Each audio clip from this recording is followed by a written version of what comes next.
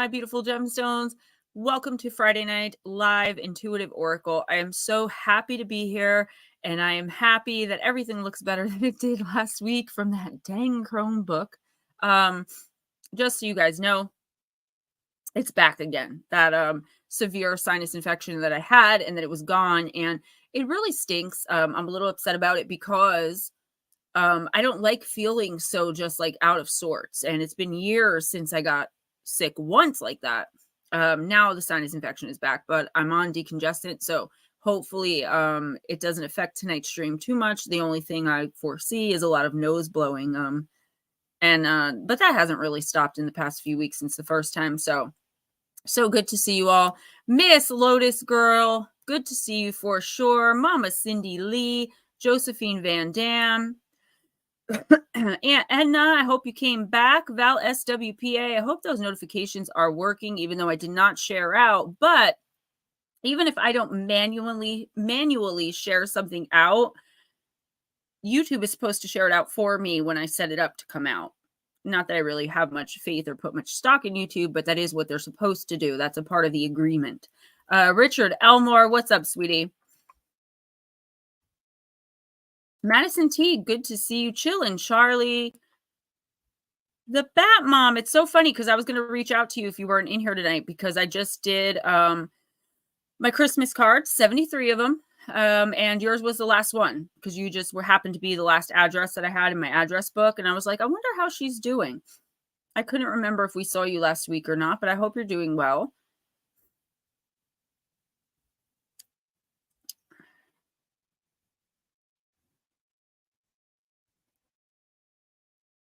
Miss Pixie, what's up, beautiful lady? Blue Crossroads, how you doing? Smoochy, hey girl. Thanks, guys. Yeah, I was better for a little bit, for like a week, and then all of a sudden it's back now. And again, like, people get sick. It's the wintertime germs. I live with a kindergartner, but for me, it's very rare to get this kind of sick. Like, something's always normally wrong with me somewhere. But to where it like affects me and my job, it doesn't usually happen. But with these sinus infections, man, it's horrible. I've got to keep reapplying around my nose, and I've got to keep blowing my nose. So, all right. So back at home, as y'all can see, let's bring in the man of the hour here. Hello, everybody. How's everybody doing? I'm going to go small. I'm getting small. I'm melting. All you, babe. Take the way. Let me know when you're ready to call names. Yeah, I don't really have much else. Somebody last week asked me for a witchy deck, and I didn't have one. So I specifically have one out. So whoever you are, if you're in here right now, let me know. I have that. A neti pot. You've said that to me once before, and I was like, that's a good idea. What is that? And you told me, and I forgot. And I never did it. But you know what? I'm willing to try anything at this point, because even like I had to film Monday's upload for the regular channel and Monday's upload for members. And it took me so much longer because I already have an accent. I already speak very fast, and I try to slow myself down. Now with the nose, my pronunciation is so bad. Oh, I do have a favor to ask. I was talking to Louise's life. Is that how? She has to work, and she asked if we could do a timestamp. Of course. Thank you for asking. Of course. Yes. I told her I would ask. Yep, all stopped up, Miss Samucci. I usually listen to a song or two before stream, and instead I was listening to, I'm not good with the news, guys, and being on YouTube, a lot of it will pop up, and I'll see it even like going into my documents to get my morning, my daily work done, and I just don't like hearing about the news. And it just keeps popping up, and I always get sucked in, and that's what happens. So got to get this party started. RSV. That's interesting. Hey, slow motion and Lotus Girl, my sweetheart. I have not been ignoring you. A lot of the issue is when I'm downstairs in any part of my house, I do not have service. So no text will come in. And then when I come upstairs, it'll either be everything all at once, or I will have to completely restart my phone. Could you imagine every time you walk from the downstairs of your house to the upstairs, you have to restart your phone to get back on the network? It's very annoying. And then today I had some timing issues and stuff, but okay. Let's just get started. Why not? And then any public service announcements we can do while we're going through tonight. Oh, I wanted to say something, and this is not to make you feel bad. It's just something I want to tell you guys. So do you remember on Tuesday when we were showing the really awesome memes that Mama Cindy has been making for us? And by the way, I didn't get to see all of them yet because my tags don't work. Look, he's hanging his head in shame. It's okay, I promise. And Lotus Girl just said the exact same thing. Lotus Girl, I wasn't even reading what you said. I was saying that to him as you said it to me. It's okay, I promise. And I said, hey, Mark. And I said, are they going to copyright us with that? And he's like, no, we'll be fine. And I was like, don't do it anyway, just in case. And he did it, and they didn't copyright strike me. So my channel's not in any trouble, but they did fully demonetize the video because he used 12 seconds of an NSYNC Christmas song that is more than 20 years old and that is covered by fair use. Now, they've done this to me once before, and I just let it go. I was like, this is covered by fair use, but it's really not affecting my channel. I don't feel like dealing with it. This time, I'm upset about it. So, and not only was it demonetized, which whatever, it said it was blocked in certain territories. That's what weirded me out. When I read that, I was like, what? I don't know. Okay, so I'm going to have to look up Neti Pot. Maybe I will grab me one because, again, like being a medium, being older, I do get sick. I need blood transfusion. Sometimes I don't talk about it with you guys. And there are things that go on with me that I'm just kind of used to. But when it comes to like germs, sick from germs is not something I'm very accustomed to. I have a really amazing, luckily, immune system. So it usually doesn't happen, especially with all the vitamins I'm on. And so supposedly the Magic Mind is also supposed to be a really great antioxidant. So, and one more thing just that I thought was really cool. Not here for the bling, just me. Well, thank you. One thing that I think is really cool. So my sister called me and she's like, I've got the perfect thing because I wanted to bring RJ to see Santa at the mall tomorrow because I got to get his Christmas picture. And so there's this fire station right over the border between New York and New Jersey, upstate where she lives. She lives over the border of upstate New York, about 45 minutes from me. They have a fire station. Listen to what they do every Saturday in December leading up to Christmas. So next Saturday will be the last one. They have like, I don't know exactly what it is, but it's like Santa and the Elves. They're like on fire trucks in the fire station. They hire a DJ for these kids. Everyone gets a picture with Santa, and it's like open to like all kids like 10 and under, and they just get to go and hang out and dance and meet Santa and make friends. And it's like a 4 to 5 hour thing. And they're in the firehouse, so the fire trucks are there and they turn the trucks on. I just thought that sounded so amazing, and it's all free. So Miss Pixie, do you know what is crazy that you just asked me that today? I was looking in my closet to see if I had any like emergency or not emergency, airborne, which you're supposed to take it when you start getting sick. I'm already sick. And I found elderberry gummies. Do they work? Yes, take them. I'm gonna have to try it out. Why not? All right, let's get started, guys. I saw. I'm sorry. No. Mama Cindy, no. Do not stop doing them. Keep doing them. I was simply telling you guys that. From now on, I have to mute the sound when I play the video. Number one, I was right. And number two, it's the ridiculousness of YouTube that I was bringing this up. I love the memes. I think they're beautiful. I think they're hilarious. And I just love that you take the time out to do them for us. So no shade on you at all. And I really do mean that. It was an honest mistake.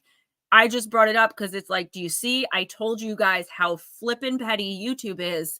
12 seconds of a song that's more than 20 years old is covered by fair use. But apparently, unless you fight that, even when I talk through it, fair use you. Even when I talk through it, that's what pissed me off on my mouth. But that's what upset me was the fact that I talked through it. I talked through the whole video. And when you, there are so many reasons why it should not have been struck. Again, though, it wasn't a copyright strike, so it was just demonetized. My channel is not negatively affected. It was just demonetized. All right, let's do this, guys. Who's first, Miss Lotus Girl? No, actually, Batmom was on earlier, so we're going to do Batmom first. So, Batmom, if you're still around, Batmom, hello, and you're up first because I saw you earlier, and then it disappeared. So I'm going to go ahead and do it. Well, I don't go on YouTube too, so I check it out in the afternoon. I kind of see who pops in and leaves an early like and says hello early and all that. And I think that's nice. In the description of every video that I do, there is the fair use law is there. And I looked it up. So a while ago, Ghostdragonzw showed a 9-second or a 7-second clip of an alien face. And he spoke through the entire thing because he was examining and analyzing it, using it as research to speak. Educational purposes. That is fair use. Educational purposes and research, especially when there's even like a clause in there. I don't know exactly how it's worded. If you're talking through it, it doesn't count. So, and they struck me there because if you don't fight back, then that's how they get to take your money. It's not so much that the stream is no longer monetized. It's that I don't get any money, which it doesn't matter. Again, like I'm not here for the money. The money helps, but YouTube's money really doesn't because they don't pay me anything. Really, barely anything. Andrew and Gnomes, what's up, Nomeo? Raymond. Hello, all right, everybody. Miss Batmom, I'm using Goddess Power. And guys, I heard something. I won't tell y'all who said it because I'll alienate some of you, but someone that I admire and respect very much. I saw this person break down in tears today on a short, and it surprised me because this person is very outspoken and he's very like in that behind, you know, and he was crying and he was saying, do you know how many people are dying simply because of lack of a kind? I'm tearing up. Okay, too early for this. Because of lack of a kind word and because of lack of encouragement. And I heard that about 20 minutes before I started the stream, and I was like, I am just going to do my very best to remind you guys of that and remind you guys of how awesome you are, every single one of you in your own unique ways. And as a group, how amazing we are together. So don't ever feel alone or, I mean, I'd hate to even see you guys feeling overwhelmed, but never alone, guys. And if you feel like you don't have a single human being in the world that understands you, your guides do, your angels do. And depending on what you believe, your God does. Okay. So you can speak to those outside forces, entities, and feel the reciprocation back from them. Okay. Don't ever, you know, feel alone in this world because we weren't created. We're not built to be alone. Melissa, what's up, girl? Oh, okay. Batmom, you got card number 5. You got Athena in the upright. And again, if I'm blowing my nose, I am sorry. I can try to blink out, but every time I do that, it'll switch the screen. So, all right. And at 8:30, I do have to take a quick break. I have to call my husband and remind him of something really important at 8:30, but it'll only take about 2 minutes. Yeah, Miss Pixie, it's sad and true. Lights leave our world because they felt alone. And it's just not fair. We're not meant to be alone. Even if we feel like it's the only thing in the world we want to be, we're not meant for it. Show a little love. Empowerment message. Athena, the Greek goddess of intellect and strategy, says, knowledge is power, and you are in a perfect position to gain greater clarity at this time. Batmom, your hard work is paying off, and everything you've learned about life has brought you to this one moment in time. Your knowledge, logical choices, and intentions are aligned with your own divine will. Your intellect is keen, and your mind is clear. You know what you have to do. Right now, the world is making sense. Your world is making sense, not the world. You don't have to question or debate it. You can take things at face value right now. If you think it adds up, it's because it does. Have courage, my love. Your most precious dreams are within reach. The goddess Athena will help you. So, okay. Smoochie, to be honest with you, is one of my pets as well. She really is. She gets on my damn nerves sometimes, but it's only because I love her so much. And that's kind of her job. You know what I'm saying? That's what Smooch does. She's my evil mind twin. Batmom, this is a really amazing message. So all systems go. If you have something that you've been working towards, building towards, trying to learn more about, that you really want to do, or a direction that you see yourself going in, right? So this doesn't necessarily have to be like you're waiting for a job opportunity. I do think a lot of really positive opportunities are coming in for you, but some of them may have you taking a step back, like, I've heard this one before, right? You know, like you can't believe it because it would be something that normally would be too good to be true, but that's not the case in the next week or two for you. Really think about it and think about all the work you've put in to yourself, to the people around you, to whatever this is that you're working towards. So it could be something as simple as bringing your family together. It could be something as big as getting an abuser out of your life, and everything and anything in between. This is coming to fruition. It's coming true for you, but you have to prove your faith in the universe by accepting opportunities that come in at face value, right? That doesn't mean you can't research something or you can't read the fine print. What it means is accepting that you are deserving of what this is. Hey, Aunt Cindy, you are deserving of what this is. You deserve every single great thing that comes to you. And honestly, until you can 100% or at least 98% believe that, these opportunities are always going to be fleeting things. This is something that could be long lasting, making more money, having a new business. You know, I don't know what it would be for you, but something major and something huge is coming into your life in the next week or two. You have all the wisdom you need. Okay. You have all the knowledge. Look no further. It's basically going to drop in your lap, but it's not actually dropping in your lap. You have worked towards this, even if you don't realize that you have. It's something you've been working towards. It's a goal. Major opportunities. All systems go. Don't hesitate, because whatever this opportunity is going to be quick. Like, it's going to be in. Either you accept or you don't, and buy. Guys, just so you know, Sin is my biological aunt. That is my mom's little sister.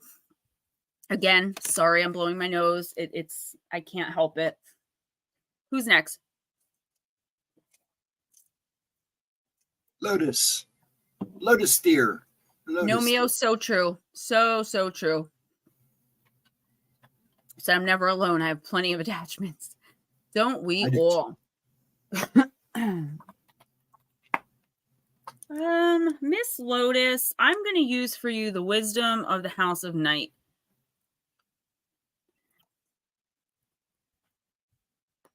Blue Crossroads, I only read your first sentence at first, and I was going to say, but you know, there's a difference. So you basically finished the sentence for me, or read my mind, actually. Curious what Spirit says tonight. Girl, after that personal, I don't blame you. A lot of you are struggling with a lot of things, a lot of different things, but I see a lot of the same theme playing out in a lot of y'all's lives in the past few months leading up to now. And I would never break a boundary or confidence or a trust. I will say the reason it's all culminating to something that seems majorly catastrophic or severely bad now is because for most of you, it's ending. Like, it's got to get worse before it gets better. Don't you love when people say that? Well, this is it getting worse, because the rebirth and the renewal energy coming in January for people putting in the work, which is most of us, if not all, it's coming. And that doesn't mean you're going to wake up on January 1st and be like, oh, problems are over. But as January progresses, you're going to notice that it either gets much easier for you to handle certain things that usually would have you going bonkers or bat poop crazy, or it is like by the end of January, you're going to be like, wow, a month ago, I was climbing the walls, figuring out what to do here. And suddenly it just fell away, because a lot of what we're thinking are major big things. If you really think about it, for a lot of you, not all of you, for a lot of you, for a lot of us, That would be Mama Cindy, Aunt Sin. But if you have to leave early or anything, let us know. So anyway, completely lost my train of thought. Oh, for a lot of you, it is the ending of something major in your life, at least for a little while. And you'll realize as time goes on why that ending needed to happen. I hope that makes sense. Well, tell him I said thank you so much tonight. I'm just kidding. Whenever I do readings for the husbands, I don't like basic makeup, hair craze. Like I don't mess with the husbands, but I do appreciate that. Thank you. So you got Aphrodite, the card of vision, Lotus. You do? All right, Anson, we got you. Just wait a couple more minutes. We'll get 1 or 2 more people done and we'll throw you in. Lotus Girl, before I do your reading, I want to say something to that. So Lotus Girl said, I wish life would just be good and peaceful to me. I know it's been, you probably, no offense, have the most turmoil besides myself or equal with myself than any other person I know or work with now. And it's been that way for about the last 18 months. Okay. Yeah, Instant, I got you. Don't worry. We're not going to make you wait. But you are coming into a time where you're going to be able to make peace with so many things that you never before even considered could be non-issues, right? Because you're so giving, your heart's so open, you're so willing to talk things through, work things out, help this person, do that for that one. You are coming to a time where you are going to be, and you probably think you're doing this now, but you're definitely not. Not as much as you should be, where you're going to be prioritizing yourself. And once you start prioritizing yourself, you are going to see how quickly a lot of these things fall away or they become just non-starters for you. It's just like, this is going on in the periphery. This is going on in the background. But you know what? What do I have to do today? Okay. And you're still kind of cognizant of it, but it's not going to be affecting your day-to-day life the way that everything is right now, especially because I see you getting much better physically. He's holding sick, but he's not dead. Forest friend, what's up? I just drooled on myself laughing. Okay, Miss Lotus Girl and Ghost Dragons. I don't know if you saw that. My aunt does have to go out, so let's not leave her wait too long. When you choose this symbol, it means that no matter what you lose in your life, something better will replace it. One day in my house of night, there will be a young, beautiful vampire who will lose her mark, but gain great vision into the future. Even if a loss feels devastating at the moment, you still have so much to gain. If your question is about the future, the magical vision that you will receive here gives you the temporary power to see the future as a vast place full of possibility and potential. To know the future is to be prepared. So this is what I'm hearing is if you want to know about the future, Lotus Girl, look in the past. So your spirit team is telling me, has anything like this happened before? The most major thing that you can think of that has you devastated right now, has it happened before? And how did it play out then? How did you work things out? Oh, it does look like me today, doesn't it? How did you work that out? How did you come to terms with it? How did you come to grips with it? How did you move on from it? You know what? Even if you don't want it, I'm just using this as an example, and I know your marriage is good. You know that. As an example, you and your husband got divorced once before, right? Just say. And you got married again, but now you see that he wants to divorce again. And it's like, that's devastating. But how did it work out last time, right? You guys came back together. What did you do to take yourself out of that pain, that heartache? Eventually, it wasn't as painful as the days went by, right? It wasn't as painful as when it just happened a year after. You know, so any situation, like with time comes some healing.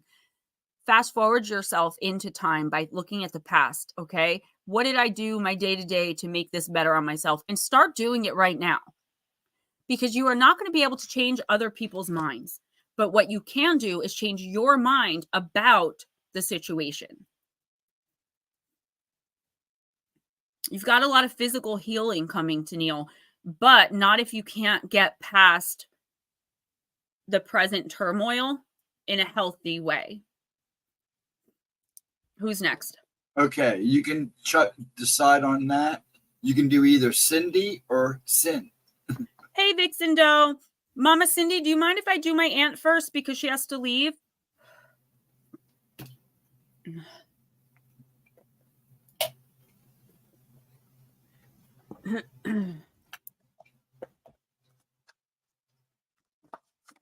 The two Cindys, the battle of the Cindys. Okay. And this ring is Cindy Lee. And this ring is Sin. I'll just shut up. I don't see a response, so I'm ready to pull. Please go ahead and do her. All right. Thank you. I do appreciate it. All right, Aunt Sin, this one's for you. Queen Mabe. Extremity of Rage, card number 36. Girl, what you doing in Florida? When are you going to come back? Had your little fun. Now your family needs you back. I'm just kidding. You know I support you. I opened right to it. Aunt Sin, you have to, this is actually laughable, knowing you the way that I do. You have to feel your anger, Aunt Sin. Feel your rage. Rage is only shameful if you think it's shameful. In its way, it can rush through you like beauty or pleasure, much like the sparkle of a killing frost or the roar of a wildfire. Human teachings that place emotions on a spectrum of bad to good are absolutely ridiculous. Much like your petty declarations that one day's weather passes muster while another is dreary, nasty, or simply should not be. How pathetic it is to rail against such forces of nature rather than making the most of them and learning to channel the unique beauty and magic they contain. A lot of us know in here it's more confusing than most think. If you try pulling back from an emotion, it's like pulling back an arrow in a bow, Anson. Your attempt will, at best, postpone its expression while all the while increasing its momentum and range. Instead, locate and identify your anger. Where is it? Why are you angry and at whom? Is it even possible that you're feeling something akin to hate? Do not hold it back. Admitting your feelings to yourself, even your revenge fantasies, that doesn't hurt anyone. Thanks, Aunt Cindy. And without acknowledging that you hold them, you can never let them go, let alone channel them toward creating positive change. If you have been trained to believe that nice people don't feel rage or rage is toxic and will cause grievous harm to you and others, waste no time in throwing off the yoke of emotional oppression. These teachings are delusional and naive and are designed to keep you from knowing yourself truly, which in turn will keep you from your own power. For example, when you are mistreated, it's natural to feel rage. And eventually, in order to properly heal and move on, you must admit those feelings and allow them to flow. And Sin, I hope you're listening. Thank you so much for that, by the way, because this is really important, okay? I want you to hear this. Without rage, citizens would never rise up against dictators or take the steps necessary to alleviate social injustice. Many a legendary career was chosen out of rage at the existing state of affairs. Even when your rage might be considered disproportionate or inappropriate, it must be felt before you can channel its wisdom and eventually let it go. Sometimes the healthiest thing for a forest is for it to burn. Once you are clear on exactly how you feel, simply feel it. Punch your pillow if you need to, cry, go somewhere where you can yell and scream, dance to music that mirrors your feelings, create art, or talk to a friend or support person that you can trust. Then decide what you want to do next. Make a plan and take care that it's an ethical one with everyone's best interest in mind. In other words, no committing red rum. Be advised that minimizing or sugarcoating your feelings will rarely be in everyone's best interest. Let your rage lead you to your courageous determination and act on it. And Sin, we're not just talking about rage here, but I'm glad that this came up, okay? We're not just discussing rage. This is about all of your negative emotions, right? Pretending like, no, I was upset, but it's okay. I'm working through it, but really you're not. You're working through it is trying not to think about it, right? Just use that as an example. And then what happens? 3 months from now, 4 months from now, 5 months from now, something completely random happens with whoever the rage should have been aimed at in the first place. And it triggers a response where you feel like everything's happening. It's like you can't move forward. So it's like everything that is happening, say now, that you're pretending that like, it's okay, let's move on from it, we're good, and not saying like, no, this really upset me. This makes me really angry. We've got to work on this. You're just like, no, don't worry about me. Like, 4, 5, 6 months from now, it's going to hit you like a ton of bricks from the smallest little trigger response that you're going to have. And it's going to feel like it's all happening in real time at that moment all over again. Okay, because you haven't processed it. So it's like, for example, say, and we're grown women, this usually doesn't happen to us, but just say your best friend gets 5 people together and they jump you in the street. And the next day she calls you and she's like, I was drunk, I'm so sorry, and you're like, I'm pretty upset, but it's okay. I'll let it go. And you just let it go, and you guys never discuss it. You never talk about it. And you have the right to have that righteous anger. You have the right to be angry at what she did, but you're just not going to talk about it. You're just going to process it personally and keep it inside, right? So that you don't seem needy or overly emotional or any of those things we've been taught that we are when we have things like righteous anger.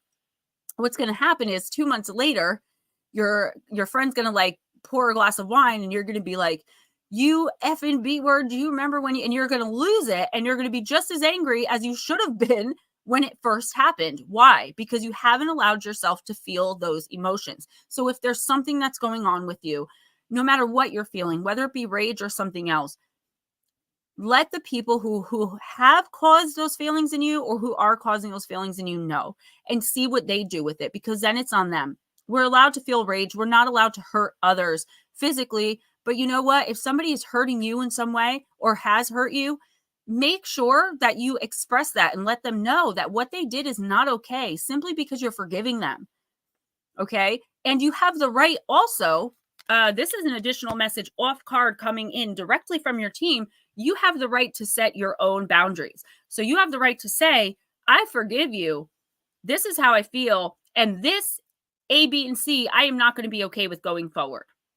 That's on the other person to figure that out, because they're the ones. As long as your emotions, your rage, your pain, your suffering, whatever it is justifiable, okay? And you get to decide whether it is or not. And you're not just being totally irrational. Like, you can't accuse your boyfriend of cheating, fly into a rage, and then make him have to make up for it, because you're only having an accusation based on like a nightmare that you had. But if you were to walk in on your boyfriend cheating on you, then obviously you have the right to that righteous anger, okay? No, I'm trying not to make any thoughts about it, Aunt Cindy. I want you to take it as it resonates for you.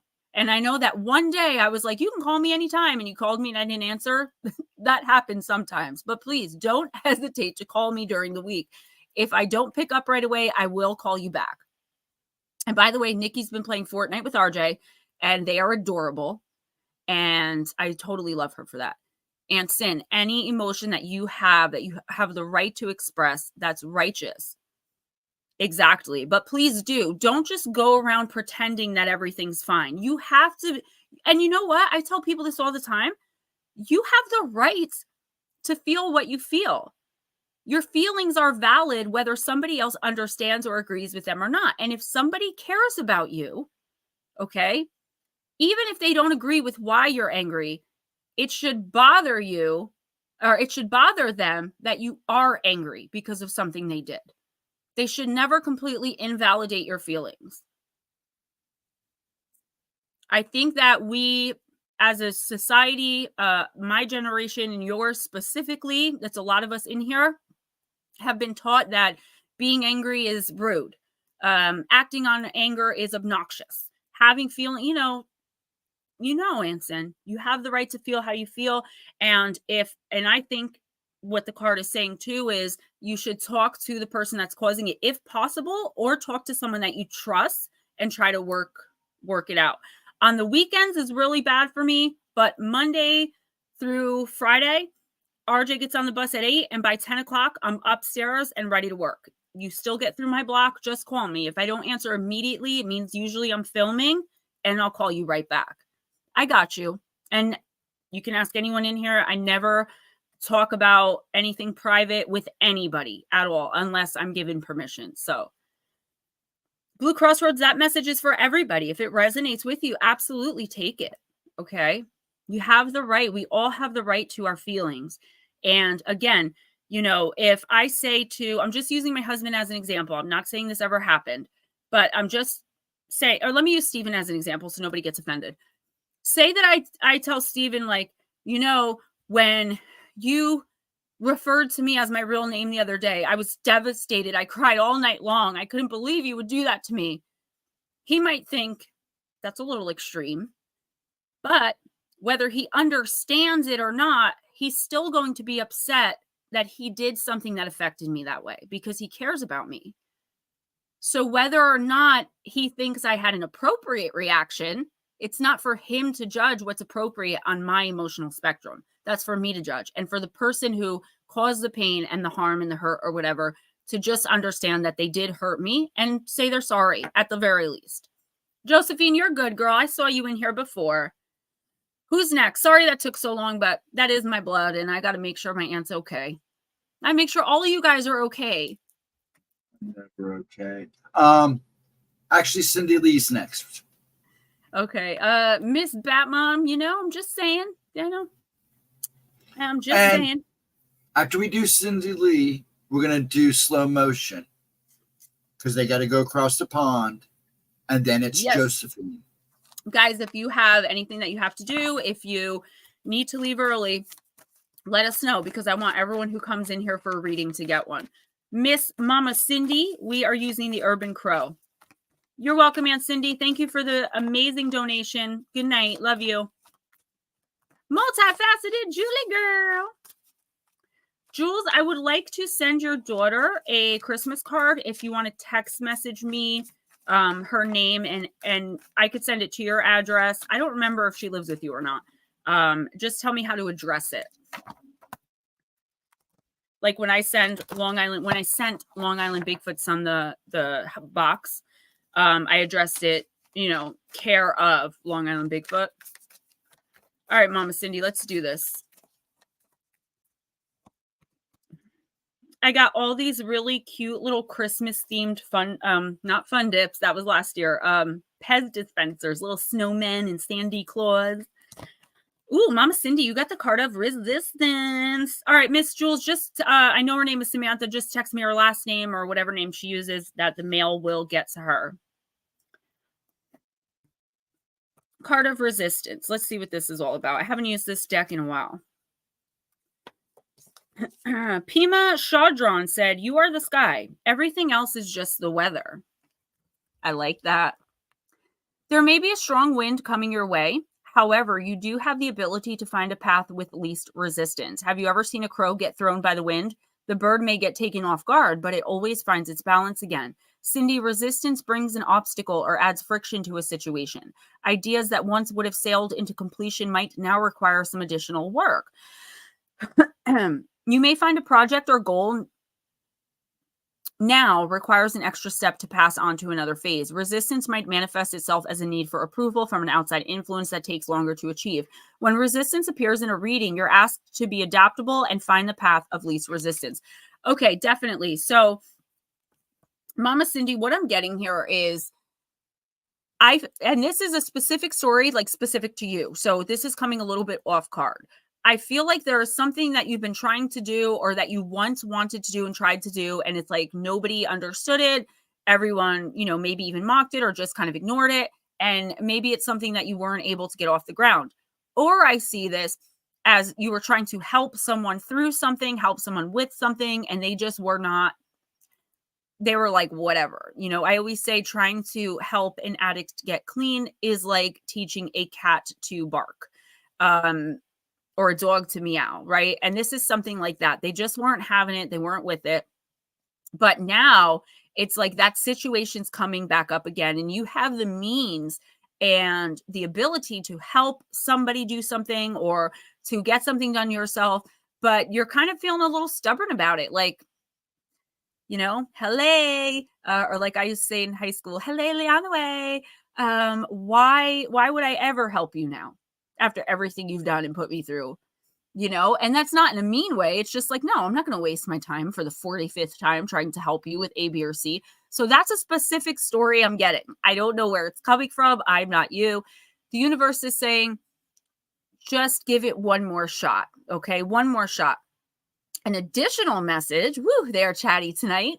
An additional message is this. You may have to give in, like in areas where you really don't want to. Like you want to stand firm, you want to stand your ground, but the universe is saying try to see things from everyone's perspective and not only give in, but I'm seeing you as a mediator. I don't know. I'm seeing you as a mediator. I am seeing you as someone who is like wise. You're more wise than anyone else in the situation. And whether anyone's looking to you or not, I feel like the universe is expecting you to teach these other people or this other person something. I can't see what it is. I can't see beyond what they'll show me, but you are in a very interesting position right now where you could definitely help someone 100% full throttle, end a situation or begin a situation. But you're being a little stubborn. I don't know why. And one of the things I'm seeing is you've already tried and it's like, no more, I'm done. Don't have more time to waste. The universe is saying, just give in a little bit. It doesn't mean let people walk all over you or be a doormat, but it means just bend a little bit for the best thing for everybody. And you're going to come out on top anyway. You will always come out on top because you are doing things from a genuine place, not with any manipulation or hidden agenda. Are you ready? Yes. Slow motion so they can get ready to go to bed. And then Josephine, you are next after slow motion. Slow motion, I'm going to use Guardian Jackpot. Hi. Yes, I actually, after that, I love that interview. And after that interview, I worked for them for about a year doing the, what was that show called? The After Hours show. So I'm using the deck that I got from Miss Pixie that I haven't seen in a while because it was at my mom's.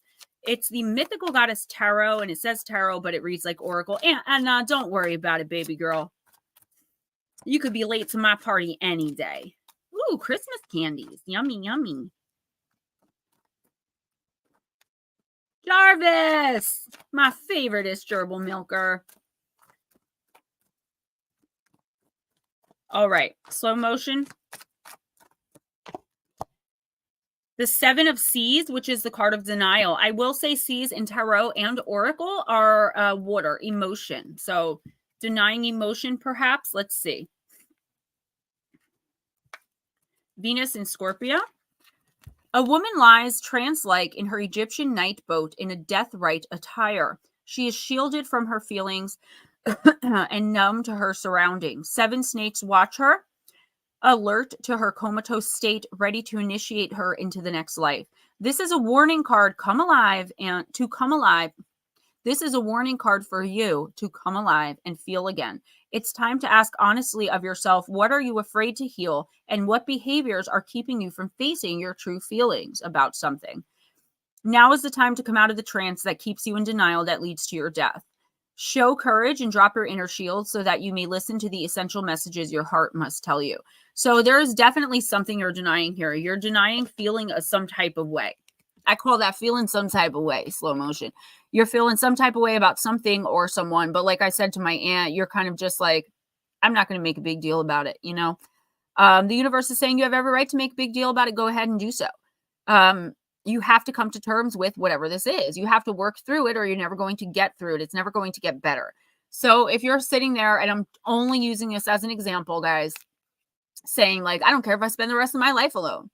But then you see couples on the street hugging and kissing and you're like, man, I wish I had that. What's wrong with me? Well, one of the things that's wrong is that you're telling yourself that you're okay not being in a relationship. And you may be. I'm only using that as an example. I use the stupidest examples because I have to think on the fly.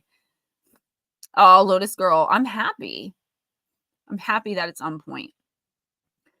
So slow motion, you may not know what this is right now, but in the next week or two, pay attention to how you feel in certain situations. There is definitely something triggering you. And when it says lead to death, it doesn't mean, obviously, this is sign language for death.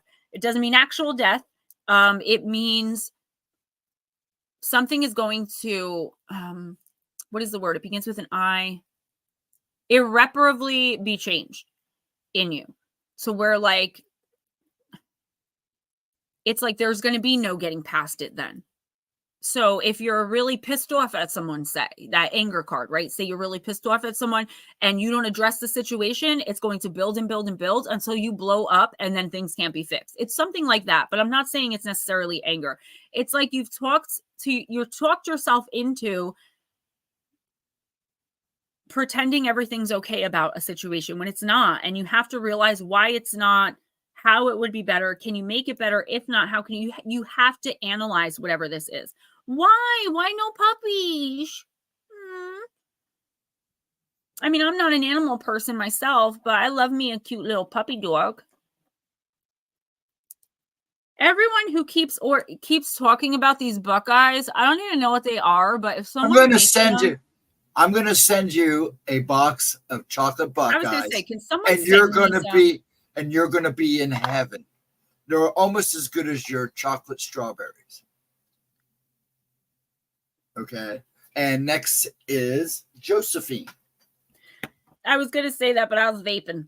Josephine, I'm going to use Goddess Power. Yeah, I love my Buckeyes too. My mom used to make a sheet pan of Buckeye bars. Hello, Vixen. I would have said hello to you when I got to your name. Ooh, a great Buckeye recipe, girl. I can cook my behinds off. Everything I bake burns, including like store-bought cupcakes. I don't know. I think it's my oven, but then, that's just my excuse. It's been my oven in like every oven I've ever had. I'm just not good. You're so welcome, Mama Cindy. Honey, you did not cause the problem. And I don't want you to feel that way because I don't want you to not do them. I love them. They make my day. The first thing I do in the morning before I even wake my son up or take my medicine is look at those because they make me giggle. The reason I brought it up is because it's YouTube. That's the problem. Yes. Not Mama Cindy Lee, not Ghost Dragons, it's YouTube.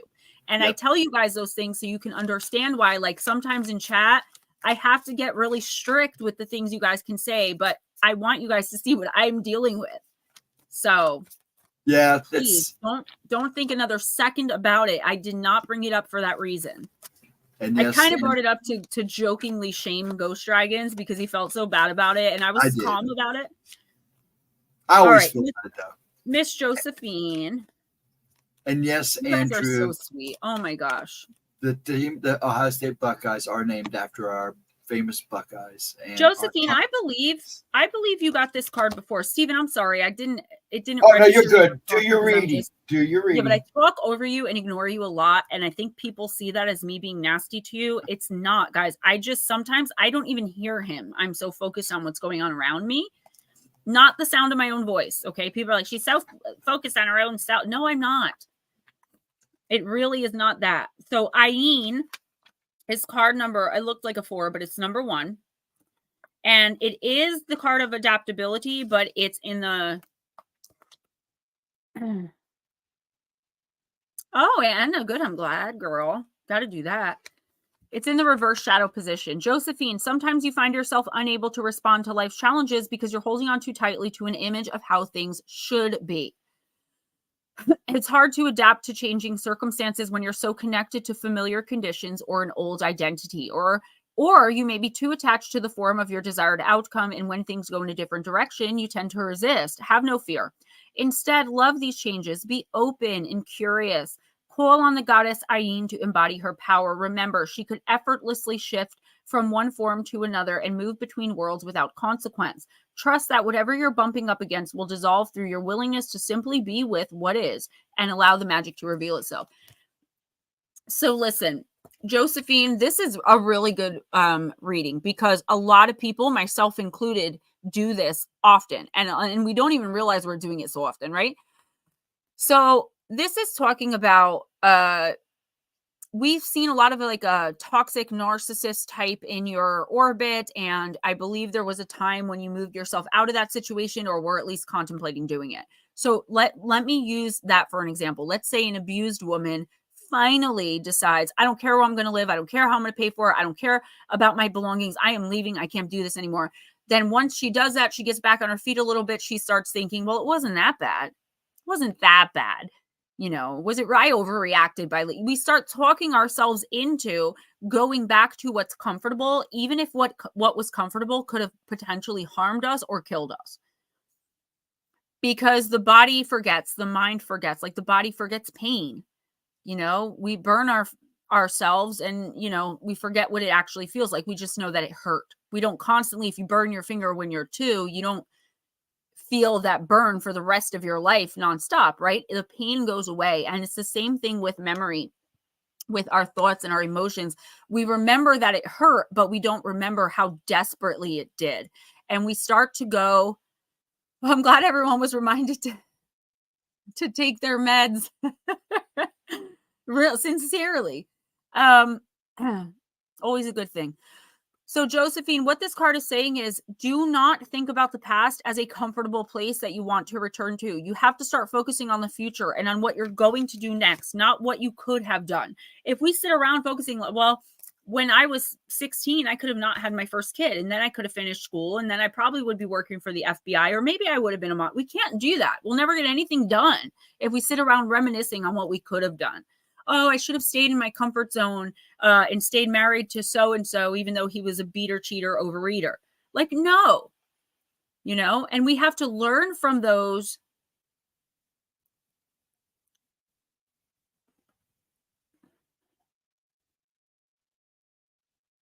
We have to learn from those situations and mistakes. There's a squirrel in the attic that become very comfortable, to make sure that we never again fall into something and become so comfortable that we forget who we are, and we forget at our core, we deserve love. We are human beings. We are light beings.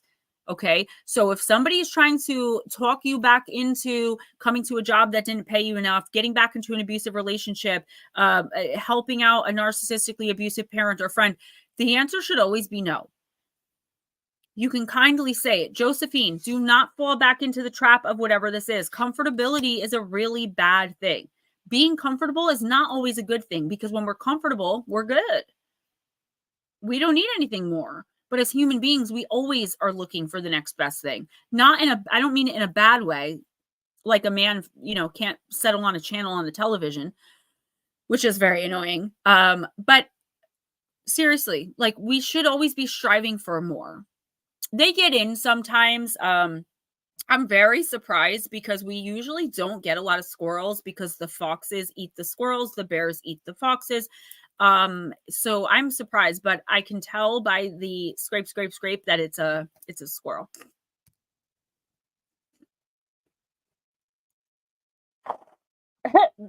Ghost dragons, are you stomping around my attic?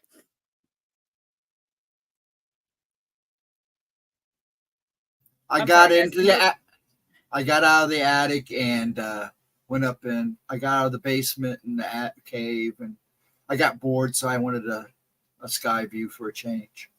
I know this looks very vain, guys, but it actually it's not just fixing my makeup so my nose isn't red. It actually, my foundation has a moisturizer in it that's making my nose feel pretty damn good right now. Oh, okay. And also for my members, so I have a scripted video that I filmed of survivors of spontaneous human combustion. I don't know if y'all noticed, but my members only videos keep going from members only to public and back to members only. That's because I don't know how they're going public. I must be doing something wrong when I upload them. So I'm going to try to make them members only and stay that way. But I'm also going to be doing readings from each one of my 3 books. Now, a lot of you guys may own those books already, like I told you last week, but I would still like to read from them. Maybe the people that don't own them will become interested in them, and I could sell more books. I have an interesting business opportunity coming in for me that I was supposed to have the meeting about today. I actually don't know what it is, but my mentor and someone I trust and admire was like, I've got a business opportunity for you. You're going to love it. We're doing it. I'll call you tomorrow. But he didn't get time to call me today. So I'm just like, yep, I'm all in. Don't even need to know what it is, because I trust this person so much, and I know it's going to be awesome and have to do with my writing. Reborn Mama 89. Nikki. I don't know anyone named Nikki. I'm just kidding. I'm just kidding. Guys, that is my cousin, I think. Right? My cousin, Nikki, who is Sin, who's my aunt's daughter. My favorite cousin, if I do say so myself. Also RJ's favorite. Not to make anyone feel bad, but it is true. Who's next? Okay.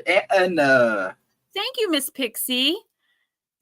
Miss Aunt Edna. Nick, if you want a reading, let me know. And also let me know if you have to leave. Well, I thought so, because I saw the 89.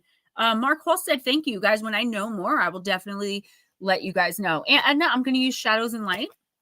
Shadow and Light, actually, because I do have a Shadows and Light, which is not the best deck, but this one I love. This is one of my oldest decks. All right, Nikki, we'll squeeze you in. Stephen, if you can do that, please, I'd appreciate it. I always skip up my family and Donna. That's family. No, I don't want to. Do it. Okay. Got you covered. covered. And oh, okay. So that's too many cards. I'm taking the one on top. Very. Holy crap. Did you guys just see that? You guys didn't see it because it's underneath. Okay. I'm going to let that go for now. But an entire deck just basically got punched out of my hand and I got hit in the leg. But okay, let's go with Edna and then I'll just pick it up. So you got Fairy of the Divine Hand. I thought this said the Bacon Fairy. It said Sea Beacon. Message is intoxication, distorted views, and overindulgence. Aunt Edna, if the Fairy of the Divine Hand has turned up in a reading, it is ever so likely that you are being urged by friends, loved ones, or even your own self to more accurately estimate the power addictive behaviors and substances can have over you. Don't go all crazy. This could mean something different. You know how it is. You start having a piece of candy, some soda, maybe a little junk food. Then before long, you have more. And honestly, I'm already getting that it's something to do with emotional. Oh, here it is. This is what I was saying. It may be another habit such as judging yourself or others way too harshly, thinking negatively, or giving up too early on exercising good healthy practices that you're indulging in. Gossip, too, falls under the Fairy of the Divine Hand's domain. While it can be wickedly delicious, it always leaves such a sour aftertaste. So when she shows up, know that the true gift she offers is awareness of what you are denying. And don't ignore the Fairy of the Divine Hand. Thank her for pointing out your addictive tendencies, acknowledge their power, and then disengage and find support for living in clear, bright ways that don't leave you feeling drained, disoriented, or disenchanted. I'm mad at Disney. They tricked me.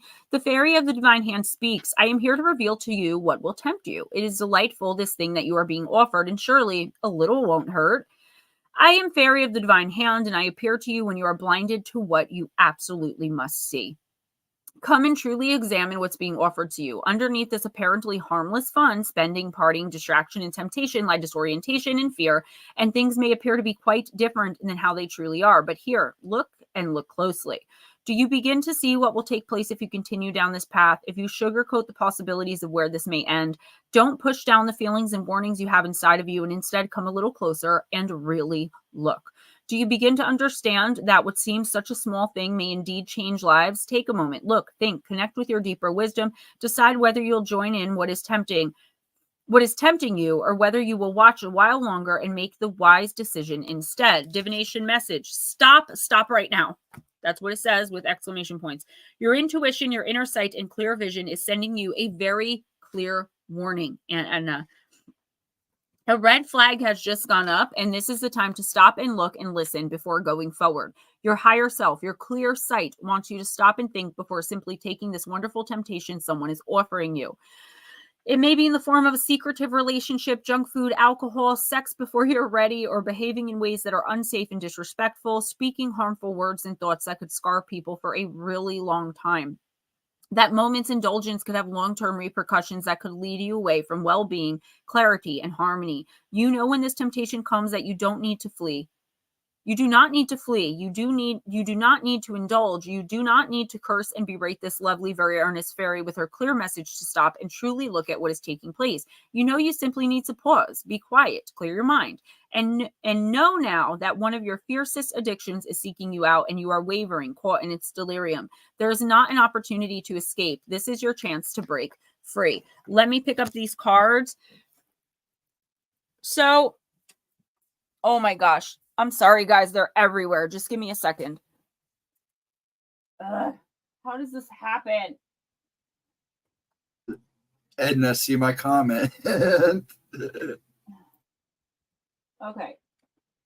So, Edna, I don't know, like, personally, you don't seem like, even though this is going to sound crazy because people are going to be like, Gemma, addiction doesn't have a type. I don't know if you have some kind of addiction to something or if you ever did. I don't feel like that's what this is. Okay. I feel like this is something you're being offered that you can really use right now. Okay. Or you feel you can really use right now. And you are like, give me more, give me, you're all Britney. But the universe is saying, look closely. Look at the person offering it to you. What are their true motives? What are their true intentions? Why are they trying to, quote unquote, help you with this, right? I feel like someone is trying to, and I know, I'm sorry about that. I know it's hard for people to manipulate a lot of us in this chat, you specifically, because we've been through this before. But I do feel like your defenses may be down, especially in the next week or two, okay? Your defenses are down, and I feel like you could be feeling vulnerable, whether you realize it or not. Even if it's physically vulnerable, emotionally, mentally, doesn't matter. There is somebody that is looking to take advantage of it. I would say, yeah, Ghost Dragons is right on. Just be aware. Be aware of your surroundings. If anything comes in seeming too good to be true, figure out why, okay? It's not to say that you can't trust people, but be very careful who you choose to trust. If it's like somebody coming into, I'm sorry, I'm looking something up. Is somebody coming into your life that like maybe hasn't been there in a while that you don't know? Like, what does this person really want? Oh, Paranormal Pixie, I got to be too careful with this wig, girl. Yeah, I've done it before. This is a major warning. I don't normally see warning cards like this. Maybe once a month I'll see a big flashing, like, and I'm very surprised to see it in your reading specifically, but please be aware of the people around you and why they're around you. Make sure, I would go so far as this. Eris! I would go so far as this. If somebody is in your orbit in the next week or two, make sure they have a reason to be there, a legitimate reason. Otherwise, tell them to wait till the end of the month to come see you. My hands, well, I do have big hands. I have big feet, especially for a woman. But they just look that way on screen. I look very small in my hands. Yeah, and that's what I worry about, is like somebody's going to come in and offer you something that you feel is going to make you feel better, or like a cure-all, and then it's going to end up really damaging you. And I'm having fun. I'm kind of being silly, but I'm serious. Like, this is a severe warning, and I would take it extremely serious. Why, thank you, Miss Jules. I was just looking because I know we're going into a retrograde soon. Okay, the 28th. No, we have been in, I knew it. Okay, so retrograde started 2 days ago, and it's going into the 1st. So we really, really want to be careful. Yes, Miss Smoochie, you took the words right out of my mouth, baby.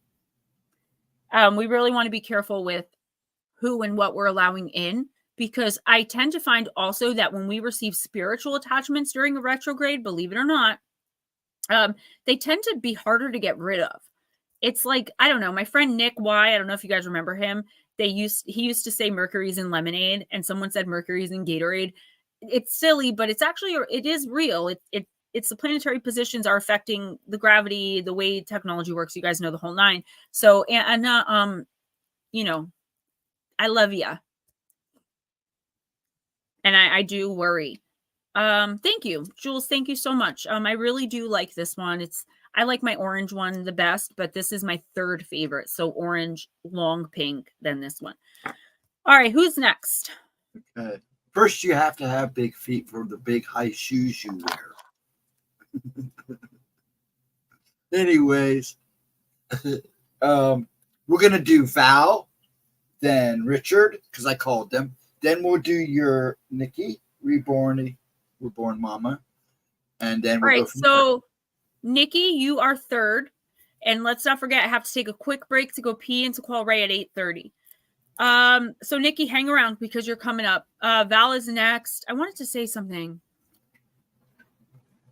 Oh, dang it. Something? No, I'm serious. I had something to say, but I don't remember now. You were talking about retrograde and everything. everything. Oh, wasn't it? I thought it was something serious, but it's actually not. My mom's so cute because she's always like, I'm not going crazy this year for Christmas. And I'm like, okay, Mom. And then she's like, what do you want? And I'm like, well, just this little thing. And she'll get it for me. And she'll be like, you have to get more than that. And I'm like, well, I kind of want it. And she's like, no, come on, you got to get. And I'm like, Mom, I'm good. So I bought RJ a pair of Crocs because I love Crocs. And I had 3 pairs stolen from me throughout multiple different rehabs. And I was upset because I do love them. And all I did was mention, like, man, I wish I still had my Crocs. She messaged me yesterday. She's like, your Crocs got here. They look really nice. I don't know why I was thinking of my Crocs. Did you see what I sent her? No. It's on your phone. When you get a chance to look at it, I sent a picture of it. Okay. I sneakily sent you a picture of your Christmas present, but you didn't know it. Me? Yep. I didn't send it like, hey, this is your Christmas present, but I sent it and I was like, I wonder if he's going to notice. My phone is right here and I keep everything. Yeah. No, I won't go back and look. I wanted you to figure it out. I wanted you to be like, oh, that's so cool. And I was going to be like, yep, the chat got it for you. Yeah. And I feel like, that's the thing. We become so conditioned to being a certain way. And people become conditioned to rely and depend on us for certain things. But at the end of the day, something like this happening, as horrible and disheartening as it is, it's actually a really good thing in a way, because you get to now see who you can depend on. And you can see who you can cut out the doing for once you are better. Mark, I did not see a picture, sweetie. You might have sent it at 6 o'clock. I stop accepting calls for the most part, and I don't look at my phone because I'm opening to the energy of spirit, and I don't like to be distracted. I Christmas shop online. It's not my favorite thing. I love going out like with my mom or my sister and picking out gifts, but I don't drive and I live in an area with no public transportation. It's in one of the thumbnails. Okay, I'll give you a hint. It's in one of the thumbnails. The ones you just sent me? Yes. I just passed. Holy moly. Do you see it? Not yet. I'm almost there. I went over them. I didn't think they'd be in there. I might have missed it, Mark, but I will go back and look for sure. I know I didn't delete your text. There's the ones I sent you. A 2-day pass. All right, Miss Val. I can't wait to get my license back. RJ and I are going to be traveling, baby. While Ray's at work, we're going to party, going shopping and stuff. Damien used to be my little shopping buddy. When he was very little, I drove. And I actually got my license when he was very little. I drove when he was very little. And I used to take that kid everywhere. We used to have fun. All right, Val. Did you see it? I like that. Yeah, I thought it was definitely you. And Blue Crossroads sent me the rest of the money for it. But it is from the entire stream from all of us. Thank you so much. Thank you so much. It won't arrive until the 5th. That's fine. But it will find a proper place. Yes. All right. Val, the underworld, Hades. Everything has a cycle and a time span. Death is a natural part of life. Plan a legacy. What matters most to you? Knowing this helps you live a better life. Move through change. What ideas have passed their use by date and can be left behind? Oh, Raymond, you found Temu not good, or you found Temu not good? Which one? Do you think it's no good, or you found it? So, whoops, I'm going to be spending a lot. All right, I got to focus. Focus, Gemma.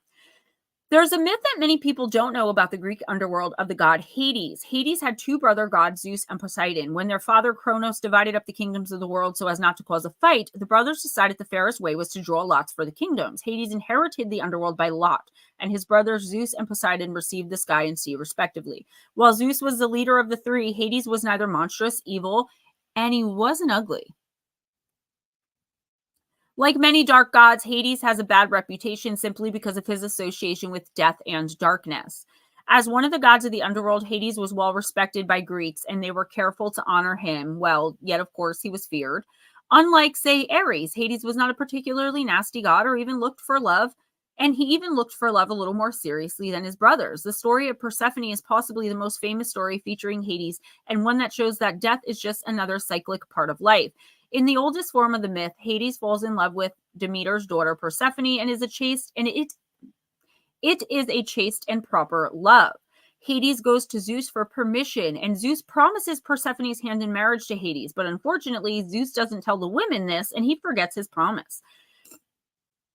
Hades waits and he waits and he waits. One day, while watching his love happily frolicking on a day out with her friends, Hades rises up out of the ground and kidnaps her. He takes her down into his deep, dark domain of the underworld and tries to woo her, explaining that she was promised to him. Demeter, goddess of agriculture and a dedicated mother, searches the world for her daughter. She is, of course, no longer to be found on the surface of the earth. In her huge grief, Demeter stops facilitating the growth and production of all food and plants. Everything dies back, and there's no food, and the race of man begins to stop. Oh, it's catchy. Meanwhile, Hades offers Persephone a red pomegranate. This is the fruit of death, and anyone who eats of this must stay in Hades. By this time, the gods have figured out that Hades has Persephone, and Zeus asks his brother to free her. However, Persephone has partaken of 6 seeds of the fruit, so Hades now has claim to her.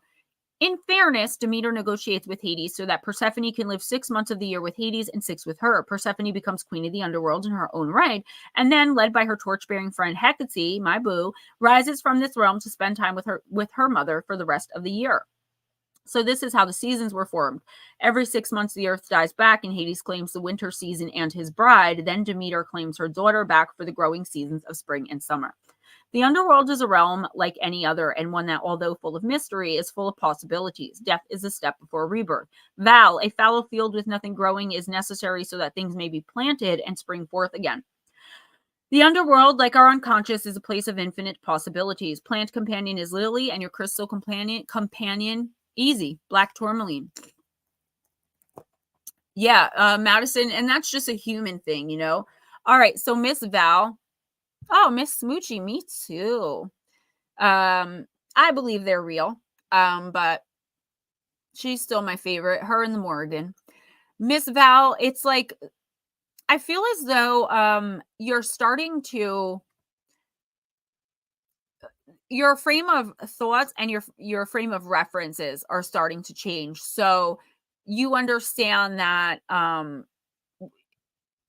things have to change and evolve. I feel like you're finally ready to step into your power and step away from people, places, and things that no longer serve you, even if you don't know what that looks like yet, right? If you don't know how to do that, darling Deb, if you don't know how to say, listen, I'm vibrating up here and you're vibrating up here, so how's that going to work? People probably wouldn't understand that. The people that would be vibrating right there with you, right? And I think that is just growth. That's spiritual growth. That's physical growth. You know, if I go to someone's birthday party, I'm 40 years old. My birthday this year, I spent with Damien, my mom, and RJ chilling in my mom's kitchen. My 30th birthday party, I don't know if y'all saw me in my leopard print dress with my banner and my big cake holding the knife. I was karaoke and I was dancing I was the queen of the bowl. If I go to someone's 40th birthday party and they're doing what I was doing when I was 30, I kind of have outgrown that life. So I'm not going to go to that party, right? Not because I'm judging or looking down on that person, but just because I don't resonate with that lifestyle anymore. A lot of you guys wished my dad a happy birthday yesterday, and I appreciated it so much. And I guess I made it sound like he had passed away. And a lot of you were like, my thoughts are with you. And it's like, no, I don't see my dad anymore because he's still in active addiction, and being around him could trigger me to use, and I could die, and I can't afford that. So it's not that I'm judging my dad or I love him any less. It's just we don't connect anymore on anything, and being around him is dangerous for me. When I say things like that, it's because I'm trying to make a comparison. Val, there is someone here, at least one person or something or both, that you are just not resonating with anymore. And I feel like it's really bothering you because you feel like if you say something, you're going to look judgy and you're going to look bougie, and you're going to be like, oh, like people tell me all the time, oh, Gemma thinks she's better than us now. No, I don't. I just made a different choice. I just chose not to use drugs anymore. I chose my family and my son and my husband over going out partying. And, you know, being promiscuous? I don't know. But they judge me on it while also saying I'm judging them. And Val, I'm getting this whole story. This is how spirit shows me like the message is sometimes by comparing it to things that have happened to me. I don't know what or who this is, but time has come for the relationship to end. Okay. This friendship, kinship, it could even be someone in your family who you can't stand to be around anymore. There's just something about them, whether you know what it is or not. Thank you, Smoochie. So am I. Yes, and I surely did. Thank you, Raymond. Next Thursday, I'll have 5 years. Val, I believe in you. You have to know, Smoochie, girl. Hold that thought.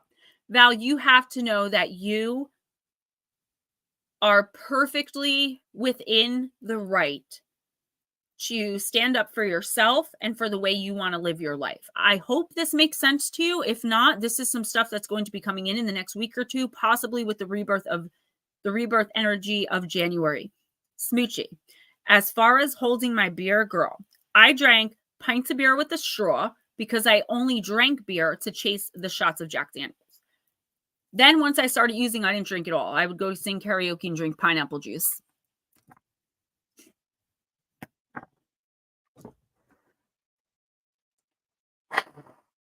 So something kind of funny.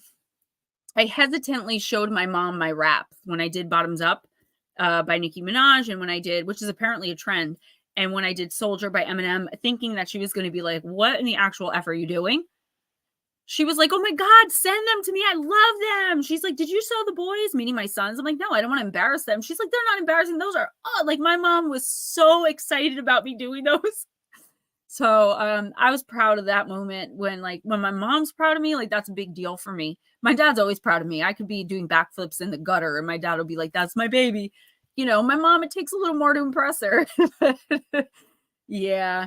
Thank you guys. Yeah, I was definitely a beast. I was slowly killing myself for sure. Who's next? Richard Elmore.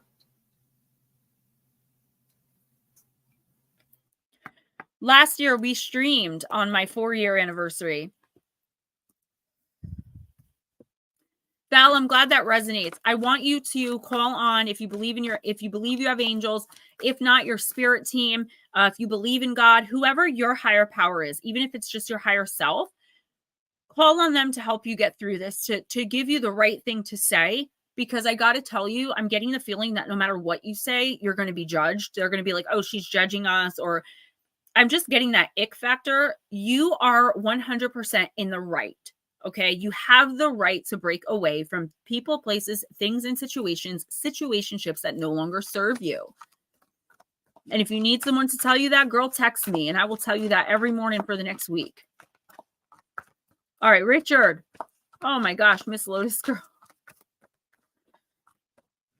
I don't know how you do it. I love cats, but Miss Pixie, yeah, you know what? I'll ask Ray if he could relieve me of mom duty on Thursday. Maybe we should and just hang out and have some girl talk. I would like that. Let me see what I can do. It is something I celebrate because a lot of people don't realize that it is a really big deal.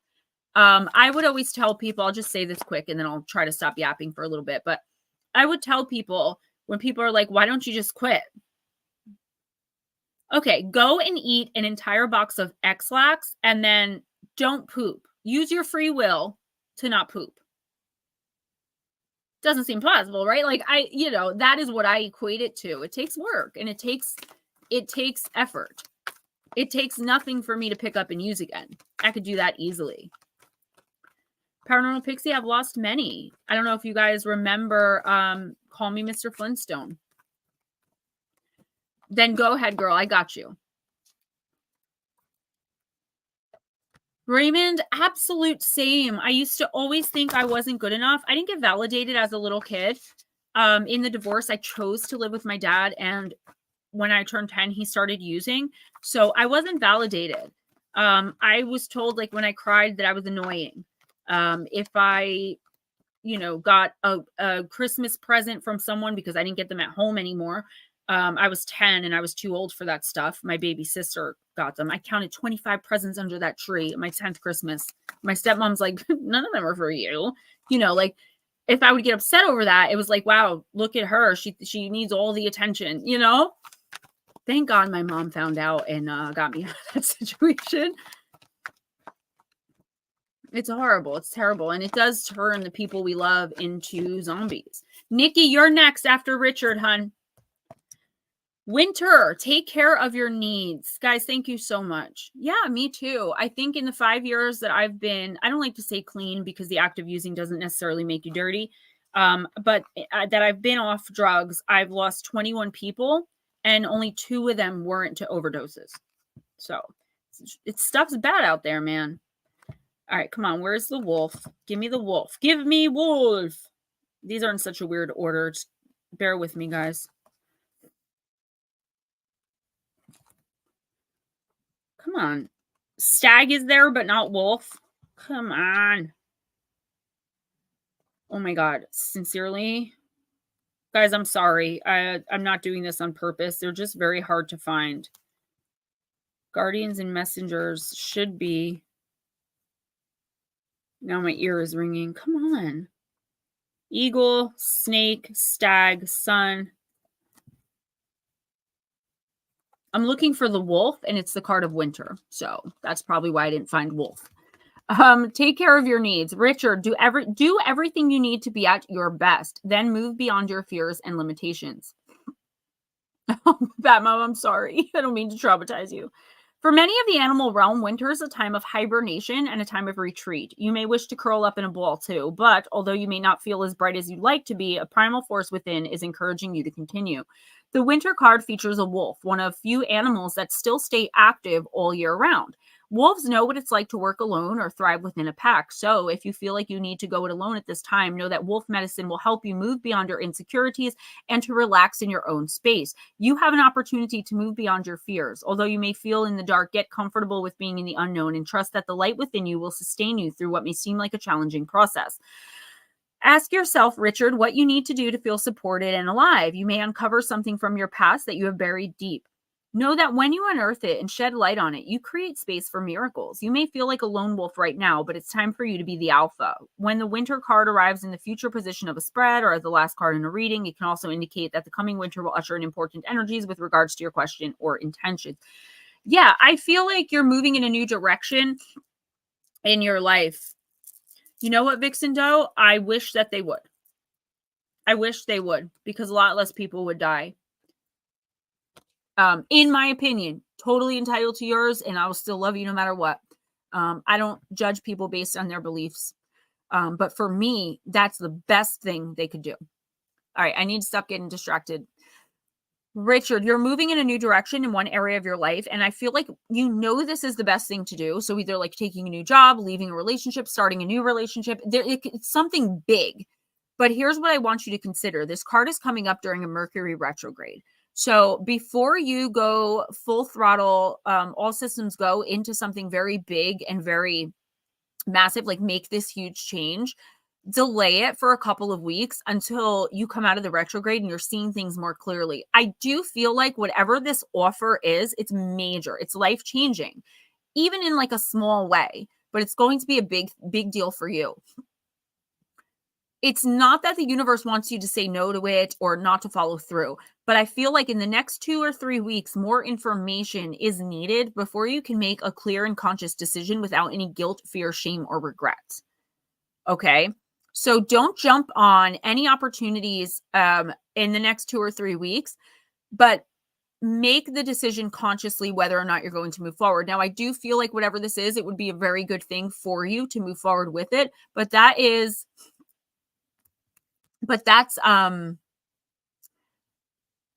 it's like the universe wants you to do it, but the universe also wants you to know why you're doing it, how you're going to do it, what you plan to make of this opportunity, things like that. Like, don't just jump on it and be like, yeah, this is great, hurrah. You could do that, but I feel like you're going to have some regrets if you do it that way. I don't know what this is talking about. I don't know what it means. It'll be personal for you. Jules, yeah, my mom asked me one time, she's like, how long do you have to stay on that medicine? And I was like, for the rest of my life. It's a lifelong journey with no destination. All right, Nikki, let's see what we got for you, baby. I'm going to use the same deck I used for your mom. I'm going to use Queen Mabe.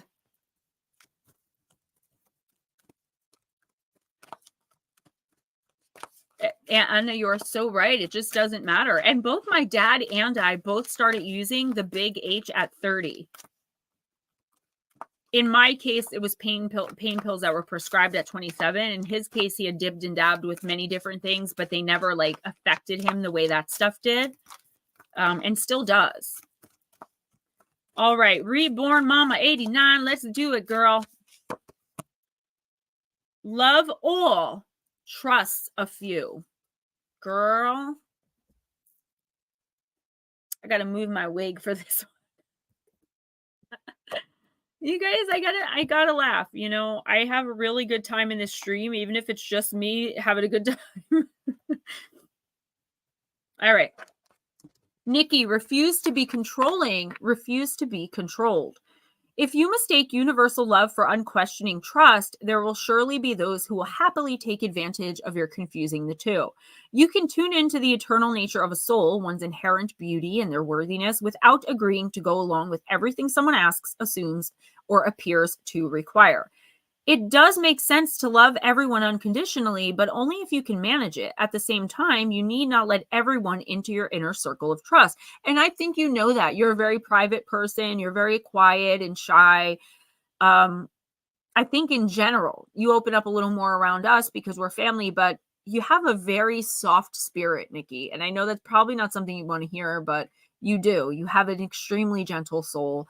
And you always have. I think that's why you and I always got along so well, because we're both I'm crying telling you this. Like, we're just so connected to other people. We forget about ourselves a lot of the time, and we just want to please people so badly. And so many people in here can resonate with that. You're in the right place.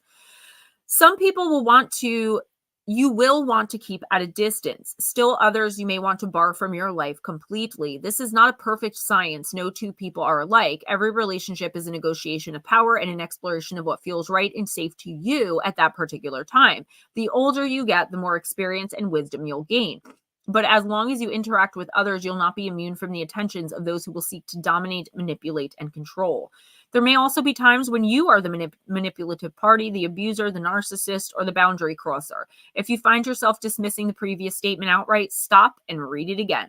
Ask yourself, have I received that kind of feedback lately? And if so, did I refuse to even entertain the possibility that I could be mistreating someone? Have I reflected upon my actions and asked myself whether or not I was acting with kindness and integrity at all times?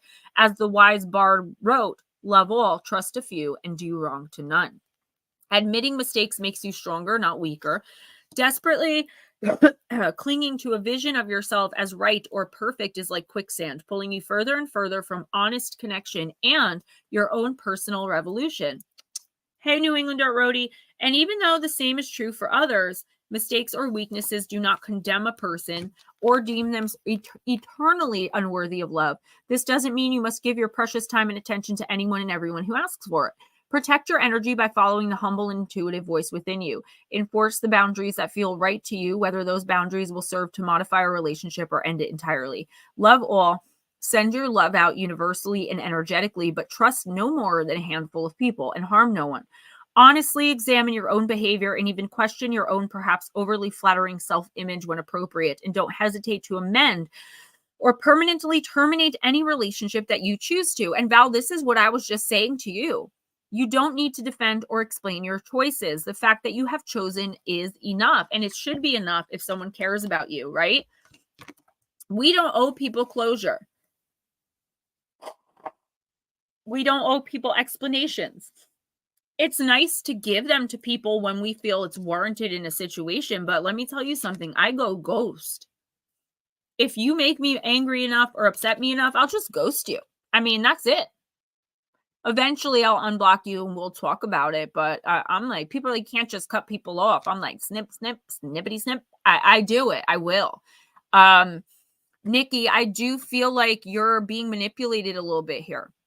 So there's two things. One thing is, I feel like there's a relationship in your life or a situation where you have not looked at the role you've played in it. And if you have, the universe is telling you, look again.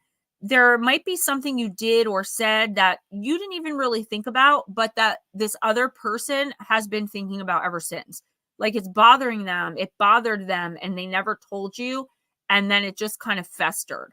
Okay. That's not your fault. They should have trusted you enough to come to you with whatever this is that you said or did, but examine, why you might have said such a thing. Just examine the role that you've played in the falling apart of whatever this is. I don't know what relationship in your life this is. I know you don't have many close personal relationships with people that aren't family. I, respect. But if you really care about someone, you have to look inside and see the role you play in harming them and perhaps in the way they behave towards you. Now, on the other hand of that, you're not responsible for anyone else's behavior. Like when people say, you made me cheat, that doesn't make sense. So if you said something that hurt somebody, or if someone's trying to blame you for something, let's break it down. If someone is trying to blame you for something, you can accept that you may have done something that hurt them, but they cannot put the blame on you for how they responded or reacted. And I do feel like you need to talk to this person, but you need to understand that you're being manipulated right now. Somebody is feeding you information that isn't true. They're telling you what you want to hear. And your instincts and your intuition knows this, but it's something about a comfort zone. Okay. I don't know exactly what this is, but we've been talking about comfort zones a lot tonight, where it's like, okay, I'm miserable without hanging out with my sister. I'm just using this as an example. But when I hang out with her, she treats me like dog poop, but I don't have anyone else that I'm close with. So I'm going to call her. Call her just to be abused again? Why not love yourself enough to find somebody else to hang out with and to trust and to love that treats you better? You can still love your sister in that situation, but love her from afar. You can forgive her, but forgiveness does not have to equal reconciliation. If you are going to reconcile and fix a relationship, if that's truly what you want to do, the universe wants you to examine why. Is it because you're comfortable and you're going through a phase right now without this person or without being in this situation where you feel very uncomfortable? The universe is like, get used to being uncomfortable, work through that, feel better without this situation, without this relationship, because otherwise you're not going to see it clearly and you're just going to end up flowing right back into a comfort zone, and it's going to be a repeat pattern. Whatever this person said or did, they don't feel bad about it. They don't. No matter what they say to you, I don't care, cuz I'm telling you the God's honest truth. They don't see it as they did something that wrong enough for you to be feeling the way you're feeling. Your feelings are valid whether they agree with it or not. And we talked about that before. I've got to make my phone call and use the little girl's room, but I will be right back, guys. So don't leave. Don't leave. I'm sitting on a pillow. And I'm so dang fat that the whole pillow is just flat. So when I first put the pillow down, I was up here. But it just...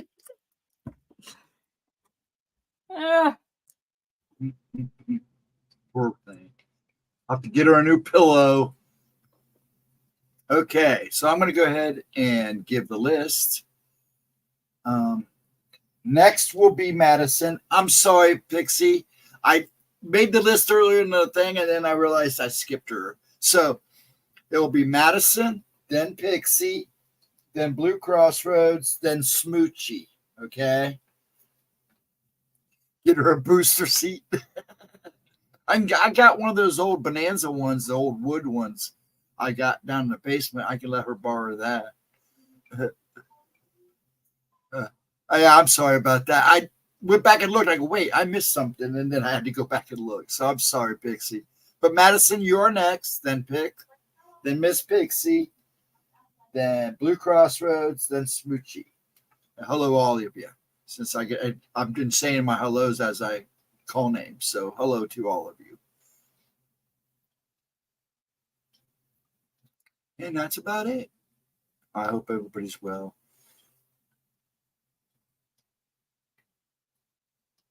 How far are you, Mark? Oh, you're next year, okay, sir? No, actually, you're after Smoochie, Mark, so you're good.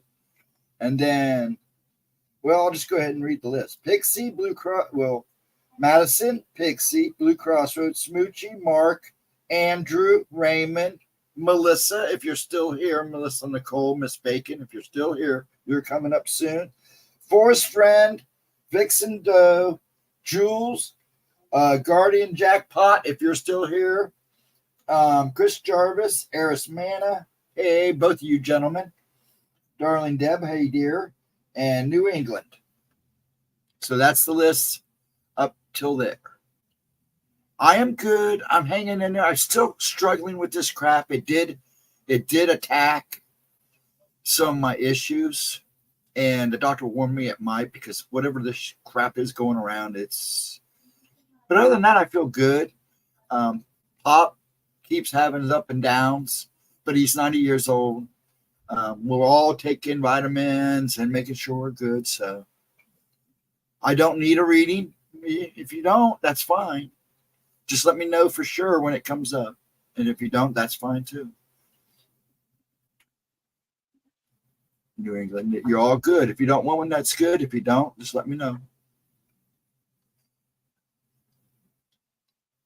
I'm sure. No. Do it. No. Look at this adorable picture of my baby. Isn't he so cute? That. He had his little elf ears on and they jingle. His new thing is boss clothes. He wants boss clothes. Did he show you the boss guy I got him for Fortnite? Yes. He's like, oh, I don't know. Steven just gave me that. But it's cute because I don't want to say too much, but he might be getting some awesome Adidas and Nike track suits, which he loves, from Santa. Divine Empathic, what's up, girl? New England Dirt Roadie, if you want a reading, I will gladly give you one. We've got all night.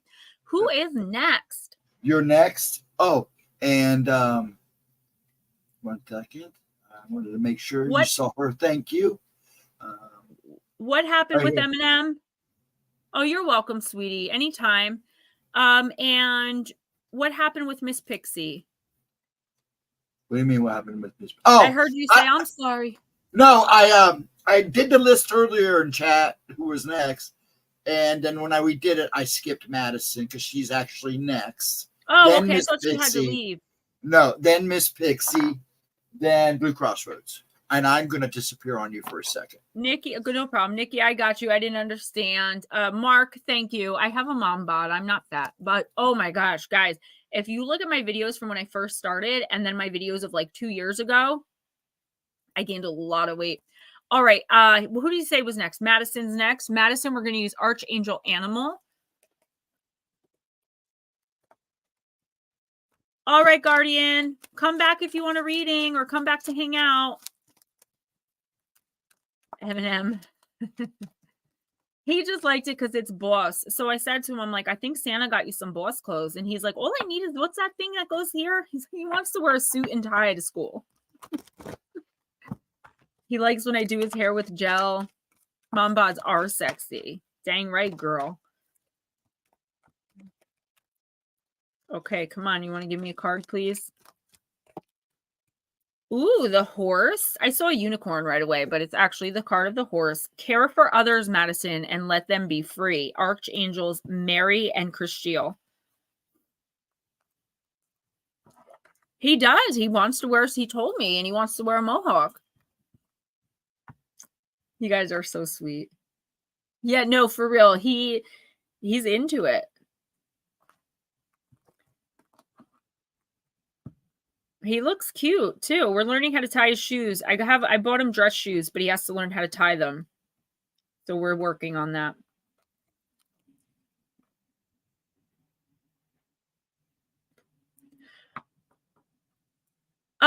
Divine Empathic, just anything that comes up.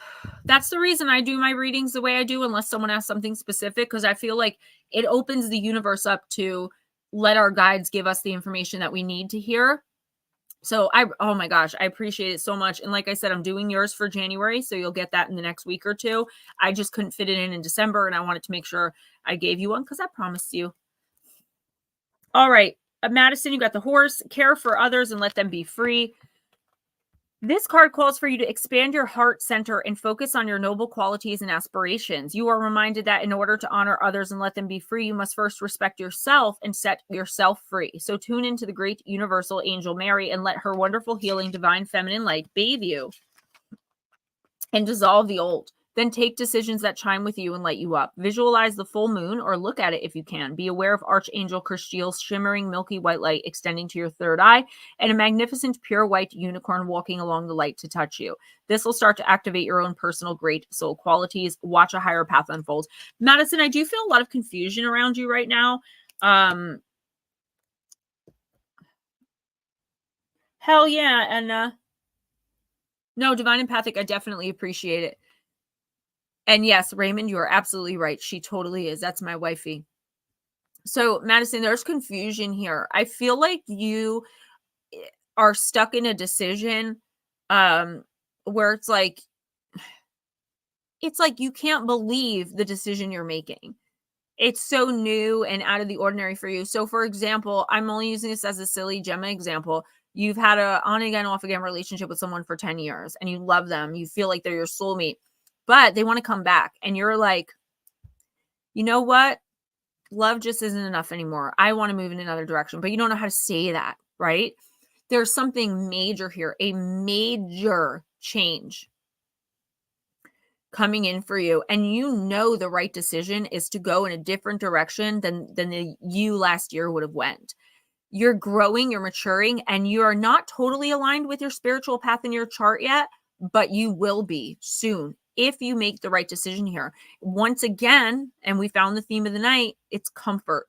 Do not revert back to your comfort zone simply because you're uncomfortable being uncomfortable. No, Melissa, you did not. So feel safe in your uncomfortability and know that in this particular situation, the more uncomfortable you feel, the better to make that decision. Okay. You have the right to change your mind. You have the right to change anything in your life that you feel is lacking, stuck, stale, stagnant, dead, done, over with. And you're getting a major opportunity to do so. Now, you may not know what you want to do next, but you know that you don't want to do this.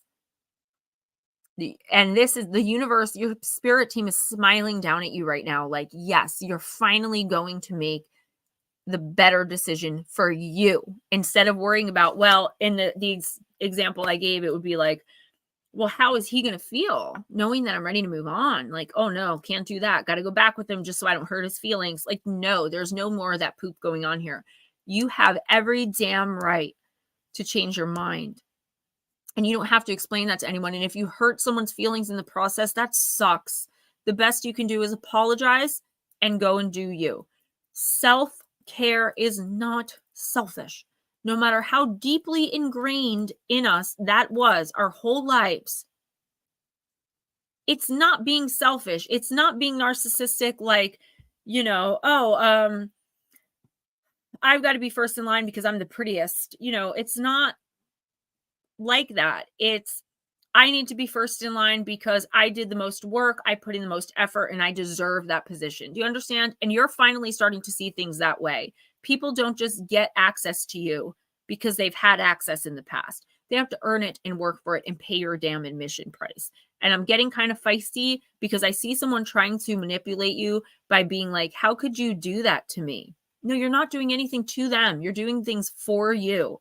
And that is a major difference. Madison, I hope you heard this because this is a really important, this is a life-altering event, a life-altering decision. Now, if you make the wrong decision, it's only wrong because it's not putting you close to your path. And you guys are so right, but here's the thing. It's so easy to say, and it's so hard sometimes to do. You're getting the opportunity for something new and different and better that suits you better. And again, if you hurt someone in the process, as long as you're not doing it deliberately and intentionally, even if you're doing it knowingly, sorry, guy. Who's next? Okay, she was listening. She was driving. Pixie. Miss Pixie, I'm going to use fairy tale. I'm mad at Disney. They tricked me. Got me wishing on a shooting star. Now I'm 20-something. I still know nothing. Darling Demo, just kidding. I say that all the time. I almost pulled a Gemma Jade today. I was able to fit nicely into one of my sweatshirts again. So almost took a selfie of it. You should. I don't have, like, if you guys were not good looking people, I would still love y'all and I treat y'all the same. But I have not met and personally seen even a picture of a single one of you that I was like, oh, that's unfortunate. We're all good looking. Like, all of us like, we are. I'm sorry, but we are. If you look at our pictures, we are all good looking people and our light shines. That's not to say people who aren't physically attractive don't have light. But man, we have a pretty hot crew going for us. I was listening. It definitely hits home my relationship with my partner and my daughter. Thanks again for the reading, Madison. Yeah, and like, I'm not telling you to leave your partner. I don't know what it's about, but I will say this, like, is what's worked in the past what's going to work for you and your daughter now? I think not, because that's what your spirit team is showing me, and they're really rooting, like, literally. Come on. Spirit team needs a new thing to do. Roll the dice. Like, they're waiting on you. Well, I said that I've seen Raymond, but you have one of my favorite names in the whole world. So I love the name Raymond. I always have. All right. Miss Smoochie Girl. Take that picture, boy. I still have the pictures that you sent me of you in your uniform and that you sent me of you in the Gemma Jade shirt. Oh, I'm sorry, guys. I feel so... Actually, I should take another... Let me take another decongestant. It's right here. I'm not going anywhere. Isn't it right here? Are you kidding me right now? Oh, it's on my desk somewhere? Yeah, never mind. I lost my decongestants. Go find it. No, I'm all right. I'm okay for now. It's somewhere on this table, but I have another box. I'll just get one in a few minutes. All right, let me read for Smoochie. The 12 Dancing Princesses, the card of enchantment, card number 21. Smoochie, you're supposed to be reading for Pixie. Oh, Pixie, I'm sorry. Pixie. I said Smoochie from the beginning, but Pixie, for sure. It doesn't matter whose name I say. The card will pick up the energy regardless, guys. Sorry, Miss Pixie. Miss Pixie's my big sister. I love her so much. Within fairy tales, there are strict rules. Of course, when we first read this tale, we understand in the world of the story that the 12 dancing princesses are not doing what they ought to be doing. For they are princesses. Their job is well beyond dancing in enchanted realms, living a free and wild life in the forest. They are to be married advantageously. They are to breed more little princes and princesses. And they are to be wise, delightful, bountiful, and obedient. The 12 princesses of this tale are not any of those things. Instead, what they are is free. They are escaping the bonds of marriage over and over every night with the help of their magical shoes. Their father, frustrated and important, as all kings come to be, wants fresh blood for the kingdom and offers his daughters to any man who can discover where it is his daughters vanish to at night. We've never had this card pulled before, Miss Pixie. The punishment for failure is death, so the princesses leave behind their dancing nights a field of bodies, the unrealized promise of the young hunter. In time, of course, one comes to use his wits as well as his courage, who has charm as well as health, one who finally solves the mystery and breaks the spell. This, of course, leads to the princesses doing as they quote-unquote should, putting away their dancing shoes and beginning their roles as princesses' mothers and nurturers. This is a tale that in many ways sets up the princesses to look selfish, hedonistic, and irresponsible, and yet they are living their lives in an enchanted realm where their greatest joy is just to dance. They are living in the shadows of the night, and they are free, as so many women and princesses long to be, free to dance, to speak, to learn, to be free, to travel, to dream, without becoming the wife and the mother. For them to give this up takes one who is worthy of them, and thus it is with this card. If you are contemplating giving up any of your dreams, Lara, this is definitely for you. If you are contemplating giving up any of your dreams, or indeed any of your freedoms, and taking up a great and irreversible responsibility, be sure that when you do so, the one for whom you sacrifice your dream self is thoroughly worthy. And if they are not, let them go. Let that dream of love die metaphorically, as the young prince did. For it's not any child's duty to fulfill the dreams and wishes of the parent. The king desires for his daughters to obey, but until they meet one who is worthy, they won't. The spell of freedom of the dance of the soul is too powerful, and in fact, it can never be truly given up. It's simply It is simply that at times we find one with whom we wish to dance during the day as well as in our dreams at night. This, in your case, Miss Pixie, is not New England Dirt Roadie. Hold that thought. I have an answer for you. Thank you, Jules. So in your case, Miss Pixie, this is not talking about a person, right? This is talking about taking up your dream, doing what you feel is right for you at the risk of failing miserably, but knowing in your heart that you were meant to do this and not letting anyone talk you out of it, no matter how much you love them, no matter how much they say they love you. If they love you, they will support you. And if you fail, they'll lift you up. That's it. If someone isn't supporting you, and I hear this voice every time I pull a card for you telling you, maybe they're not saying it, but I feel like you're feeling like this is so stupid. Why are you putting all your effort into this? Blah, blah, blah, blah, blah. And that doesn't help anybody, but especially doesn't help you.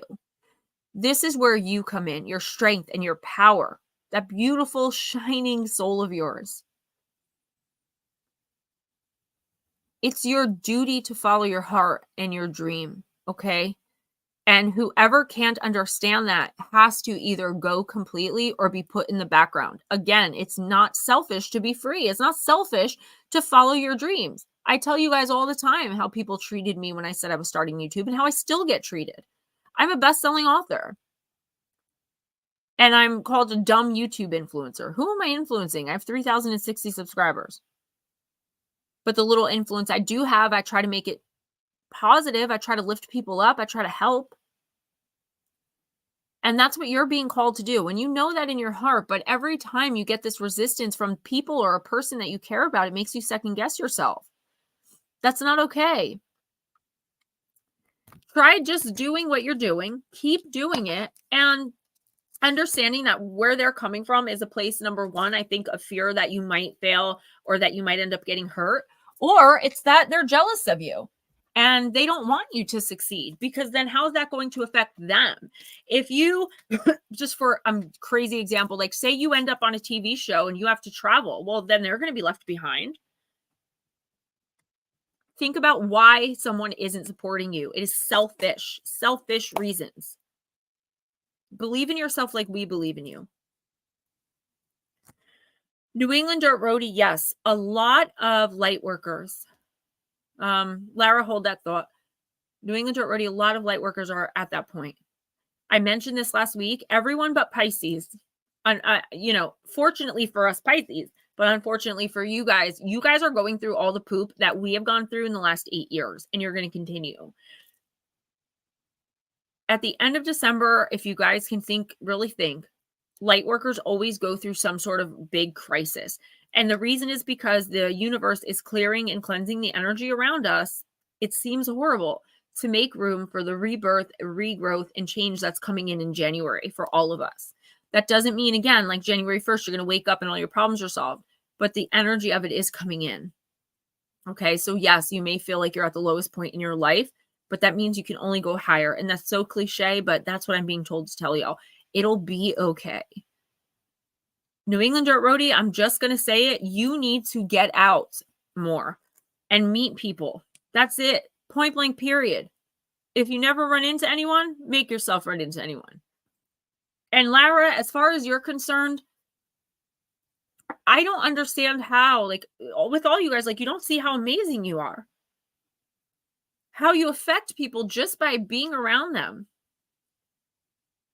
Follow your heart. Not, I want to say always, but not always. But with this, you need to follow your intuition, actually. You know that this is what you're supposed to be doing if you look deep down inside. But it would be cocky or narcissistic to say that. You know what? I'm a damn good oracle reader. I never miss. And I say that proudly and with confidence. Not because I'm full of myself, but because for me, it's a fact. I have never had someone, I think one time someone was like, that doesn't resonate with me at all. And that was it. I'm good at what I do. So it doesn't matter who supports me and who doesn't, And it took me a long time to get to that place, and I'm still a very insecure person, but you guys lift me up, and I will always be here to lift you guys up to the best of my ability for how flaky and weird I am in real life. I've been known to call it crap mess because of how things go this time of year. Yeah, it's just, it will change. And darling Deb, I did take your name off it. Of course, I did not put who it was from, but I put the text message you sent me the other day on Facebook because it was the first thing I saw when I woke up in the morning, and it made me cry because you were so sweet and so genuine. And I put it on and I said, this is the reason I do what I do, for people like this, like you, who send me those beautiful messages of support and of love. And I don't get a lot of that in my real life. And that's no shade on anybody in my life, but a lot of people don't understand why I do what I do. Like my mom and my son are my biggest fans, all my kids. But there are other people that I'm really close to that I want so badly to look to for validation, but I know I'm not going to get it. And it's so painful. I don't do that anymore. And that's a hard lesson to learn, but you will get there. Yeah, I meant to mention it to you and message you back, but I haven't been sending messages the past couple days because I've been so busy. But you seriously, like, I woke up and saw that message and I was just in the bathroom crying, in a good way though. But Mark, I am weird. We're all weird in our own way. Trust me, I am a weirdo, but I love it. I wear it proudly. I'm sorry. Who's next? Pixie needs to see this. Paranormal Pixie, your show, I think it was Thursday, but you giving of yourself really was amazing. To be able to be there for you was inspiring. Lara, we see messages like this all the time. If you go back and read the comments in your live streams, you'd feel a lot better. Trust me. They're all good. And even if you got one that was bad, I would just remove it and you never see it anyway. But honestly, hand to God, I've never had to do that on your streams. It's only me they pick on. Blue Crossroads. Yeah. I'm going to use ether creatures.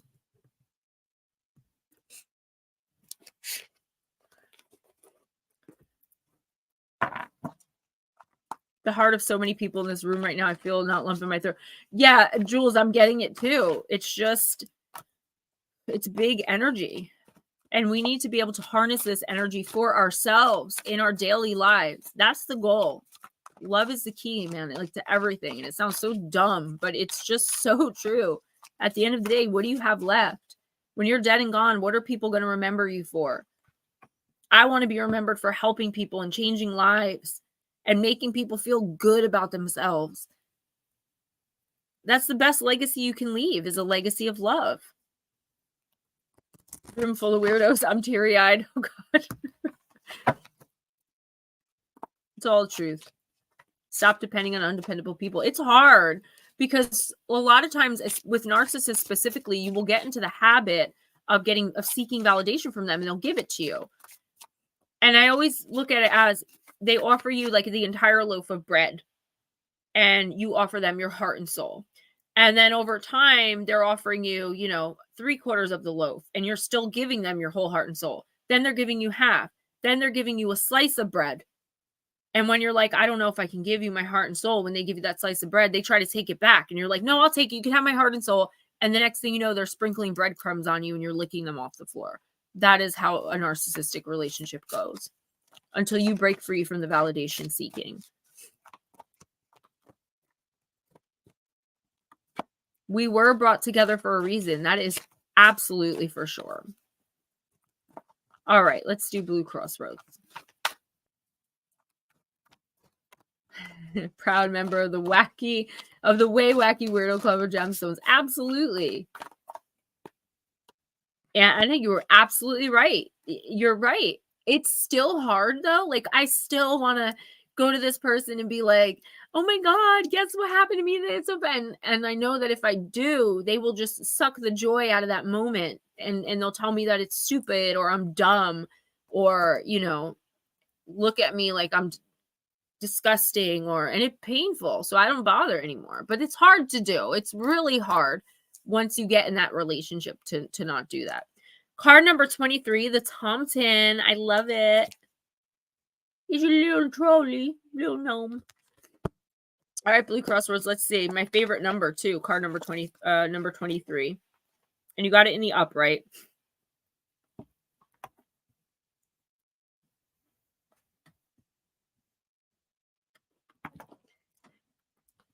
What do my merch shirts say?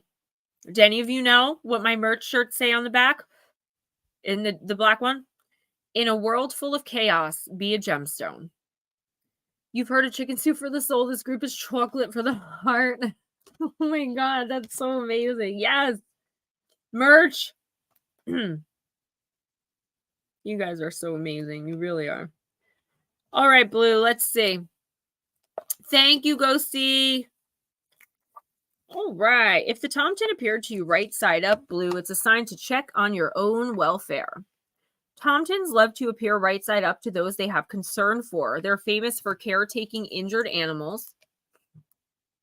Oops. Tending to plants and viciously protecting the well-being of everything that's in their territory. Ghost Dragons, thank you so much. Why might the Tomten be concerned for you at this time? What element of your well-being and welfare might be lacking? Just like a deer who is wounded by an arrow but keeps on leaping, or a tree that is bent by the snow but has to keep on growing simply crooked, or a baby bear who loses its mother and has to try to find food despite not knowing how, it's all too common for us to just keep going when the reality is we are not okay. The arrival of the Tomten means now is the time to admit to what's not okay about you or about your life. Blue Crossroads, what within you or about you needs to be admitted to and tended to at this time? What are your reasons for quote unquote having to act like everything's fine when in reality you know darn well it's not? And I added the darn in there.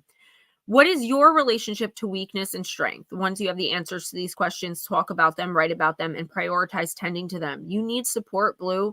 You have needs, and your welfare is dependent upon those needs being met. What will it take for you to acknowledge those needs and turn toward the people, places, and things where those needs can be met outside of you? If the Tomten has appeared to you right side up, his concern for you should serve as a powerful message about what you should have concern for and what should be urgently tended to. The website Divine Empathic is Jive Creation. So Arisha Haynes, the one that Lotus Girl's sister, it's her website. She just added my merch as like an optional. So no, it's not like a Gemma Jade website. It's jivecreations.com. That's where you'll find it. And if any of you end up buying merch, send me a picture of you with it, or just let me know you bought it, because sometimes I'll send out, if I can, like a little card, a thank you, or a gift, a spray or something to thank you for the merch, because it's not about the money for me. It's about getting my name out there. You know, like my name on a hoodie in Ohio, you know, my face on a bumper sticker in Maryland. You know what I'm saying? All right, Blue. Yeah, this is about you pretending like everything's fine. I'm gonna be there for everybody. You're a strong type of guy. Deep, dark, and dangerous. That's the Blue Crossroads deck, right? And you're a nice guy, and you want to do things for people. And sometimes you'll go against your better instinct to try to protect the people you care about. But what are you doing to protect you? Would you go that far, go against your better judgment to keep yourself out of a situation that's not good for you, or to keep yourself from getting involved in something that you have no business being involved in? You're not taking care of your own needs. You're distracting yourself. I know, especially around this time of year, you lost Shauna. You don't have to pretend like that's okay. Okay? You have people that you can lean on and depend on and seek validation from that will give it to you in a heartbeat. Stop distracting yourself with other people and focus inward and take care of yourself. Okay? Give yourself a spa day, the Blue Crossroads equivalent of a spa day. Do it. You need that time to reflect inwardly. There's some situation that's weighing very heavy on you, but you're using it now as a crutch, as a distraction not to take care of you. And I don't mean physically. You're losing weight, you're looking good. Maybe you're even feeling good and you're like, Gemma, I have no idea what you're talking about. Really think about it. There's something going on that you are not dealing with. And you know you're not dealing with it because you're expecting it to just go away. But I say it all the time to someone, you can't just ignore things and expect them to go away. It's just going to make things worse. You deserve to be and have the right to be happy. Truly.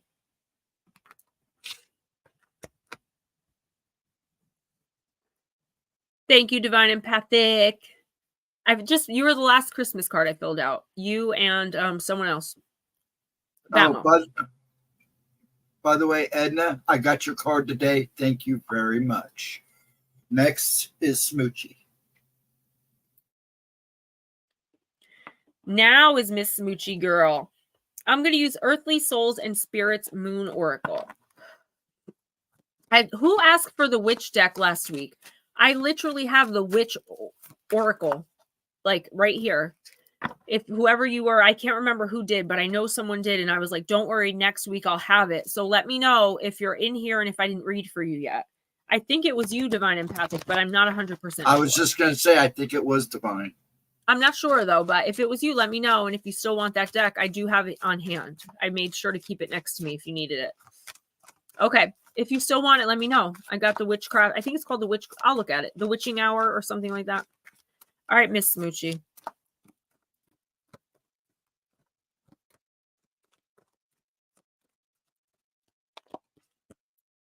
Authentic.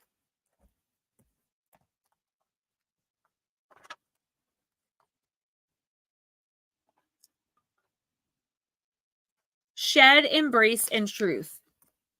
C.G. Jung said, quote, the privilege of a lifetime is to become who you truly are, end of quote. Begin to peel away your layers, Smoochie. Try to reverse and go back from adulthood to childhood to discover your authentic self. Unfortunately, society can influence us, slowly molding us into cookie-cutter humans. By the time we reach adulthood, we have often lost sight of our genuine selves. Your pure and raw being is safely tucked away in your deepest core where you protect it from others.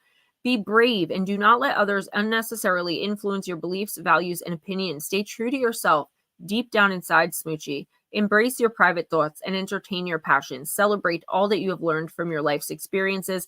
Carry your own unique and individual torch high with pride. Your intention. Let go of the facade you're wearing to please others. Purify, feel your freedom, and embrace your true self. And again, I think this is just like trying not to hurt anybody in the process of living our lives. And sometimes, you know what, Smooch? It's inevitable. People are going to get hurt just like we do. We don't want to be, in situations that hurt our feelings or that make us feel less than. But if the other person's not doing it on purpose, how can we hold it against them? And I feel like you are suppressing so much of you and not being yourself and doing the things you want to do. And I get that you're caretaking right now, but that you still have to make time for Smoochie. You can't just like I told Blue, you cannot just pretend everything's okay. And you also can't just jump on a cause because it sounds good. Like, you have to research into things that you get behind. I don't know why that message is coming through. I have no idea. I don't get political or religious to the best of my ability on this show. But something is going on where you may be reconsidering an idea or I don't know. So you may want to think about that. But the main thing here is you are allowed to say, I don't have it in me today. And if the other person gets hurt, like I told Madison, just be like, I'm sorry. Sorry about that. And still go do you. You're not doing it out of, nastiness. You're doing it because you need a break or you need to, do something. There's something that you're missing here, and it's your happiness. New England Dirt Roadie, listen. Happy early birthday, by the way. Okay, tomorrow's my friend Deirdre. She comes in here sometime. Tomorrow's her birthday. Oh, no, her birthday's Sunday. New England Dirt Roadie, if you want to drink, by all means, go ahead. But play the tape all the way forward. Where do you end up on tomorrow's your birthday? Where do you end up on Sunday morning when you wake up? And Eris, oh my gosh, baby, that is a great point. Great points. Seasonal affective disorder is really taking hold of light workers, of everybody. The first snow will trigger me like no other. I will probably call Tennille crying. Just like the changing of, the leaves falling, I will cry. It'll be one already? Where did this year go? I remember doing monthly readings. If you're a patron or if I read for you monthly, I remember being like, yeah, it's your girl Gemma Jade. I'm doing your April reading for 2023. I can't believe we're here already. Now it's gone. So Deb, seasonal affective disorder is, I don't know like the exact definition. It doesn't really affect me. I get triggered because of my addiction for some reason, just like a little bit. Seasonal affective disorder is when people get like really depressed when the seasons change. The energy of the changing of the seasons like really affects them. Some people like debilitating sadness. I have my hat on again. Hey. Who's next? Mr. Mark. Darling Deb, look that up, sweetie. Mark, I'm going to use Alice in Wonderland Oracle. It's actually called SAD, seasonal affective disorder, but that's what it makes you. Mr. Mark. You're welcome. Get out in the sun every day you can during the wintertime. That's so true, guys. I say it all the time. People are like, why do you always say that? It does mean something, okay? When I say I have no earth in my chart, my 2nd and 11th house saved me, or maybe it's my 6th and 11th that I have Taurus and Capricorn there, because otherwise, dude, I hate being outside. I don't like being in nature. I don't like being outside, and I will not go outside unless I'm forced to. I have to force myself to get up and go out in the sun. I just don't like it. I'm not an earth, I have no earth in my chart. Your chart really does majorly dictate your life. That's why I always tell you guys, go to cafeastrology.com and get a free, super in-depth chart. Due to the lack of getting vitamin D and I have my special lamp that I try to use daily. Yeah, you got to do what you got to do. Mark, you got, I want to be queen. Stating your sovereignty, declaring your freedom, passing a test.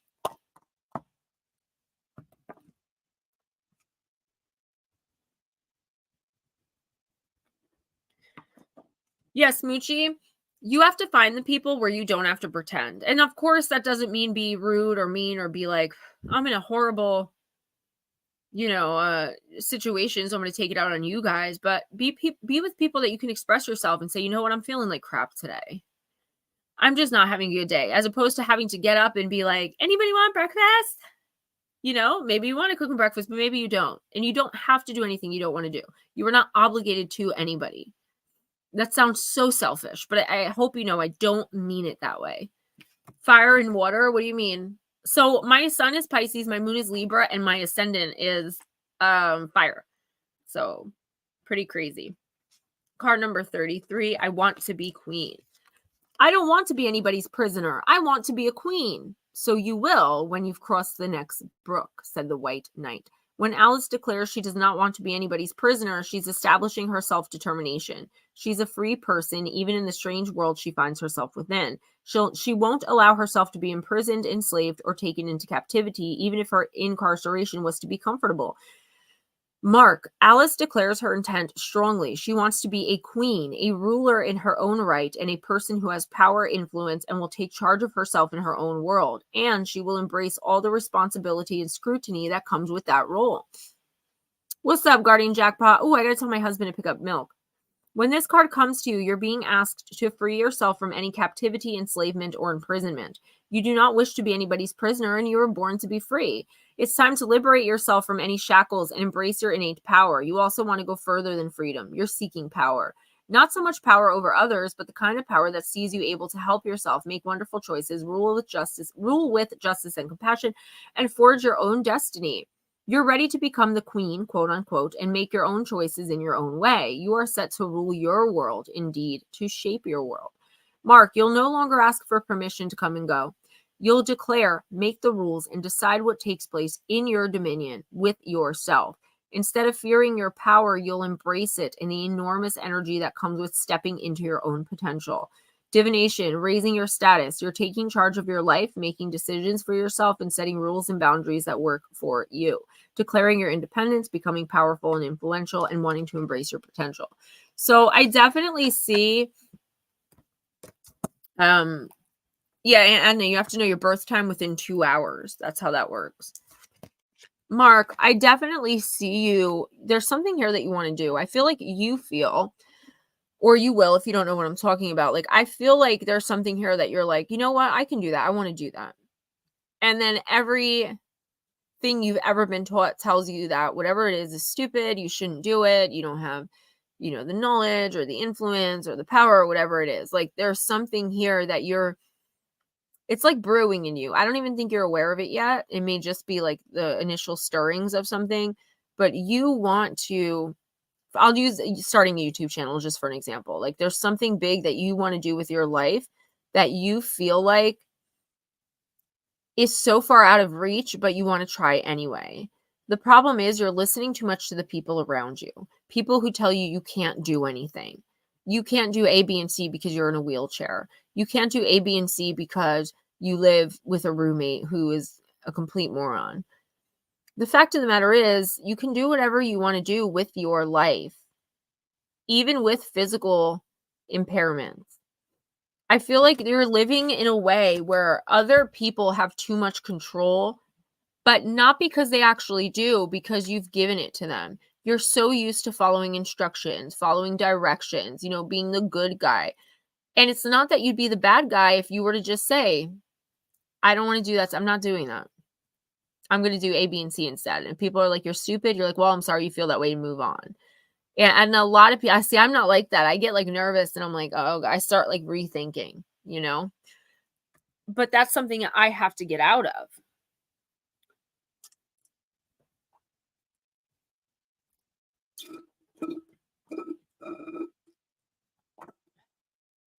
Got a little dizzy there. I'm always dizzy. I just want to check something. Sorry.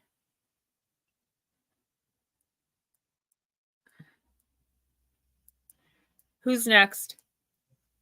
Andrew's next. Andrew, I'm going to use the Vampire Oracle.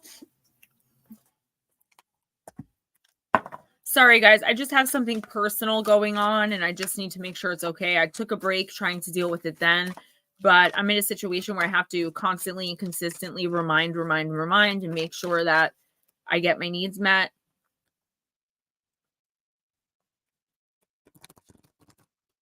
All right, Nomeo. And Anna, you are so strong and so powerful. Physical ailments and impairments be damned. You are an amazing woman. You guys are all amazing in here, and I love you each for different reasons, and I really do have so much love for each and every one of you. Mark, your kind heart, even when you're struggling and in so much pain, you still text me every day to see how I'm doing and tell me have a good day. And when I don't text you back, you don't take it personally. You just text me the next day and say, hey, didn't hear from you yesterday. Are you good? Blink twice if you're alive. You know, and Edna, you're so strong. Like, you can do anything. You have total dominion over your domain, like you're over your realm. Smoochie, you call it how it is. And you don't do it in an unkind way. You just like call it as you see it. That's it. You know? Blue Crossroads, you feel like a safe person. You're protective. You're safe. Do you know what I'm saying, guys? Every single one of you. Darling Deb, you have a beautiful soul that you just want to share love with the world. But you're so meek and mild right now. You'll get there. You guys are all beautiful in your own way. New England Dirt Roadie, there's a vulnerability about you that you don't even realize you have that is beautiful. Primal. Nomeo, connecting deep within, sacred dance, instinct. Nomeo's going to dance. Card number 13.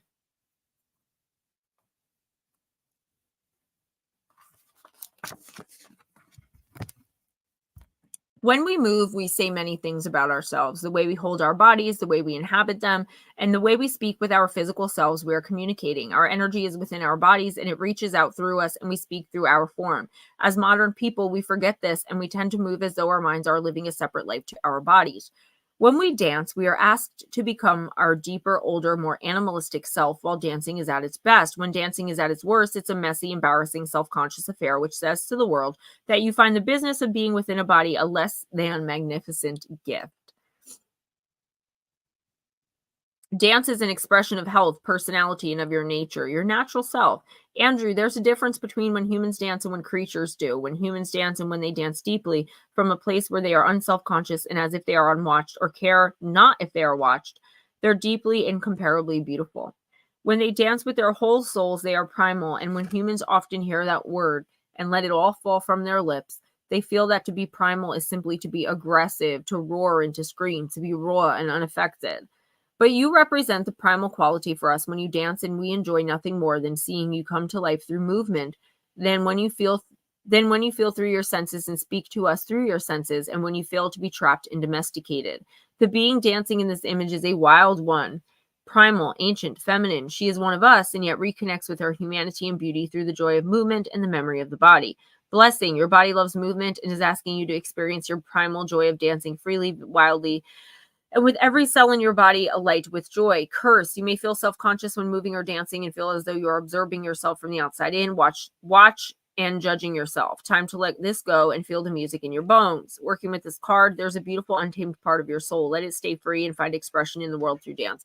So Andrew, okay, this says a lot about dancing, but I don't necessarily believe that this is talking about like actual physical dancing. I believe it's just talking about your movement, the decisions that you're making right now. Okay.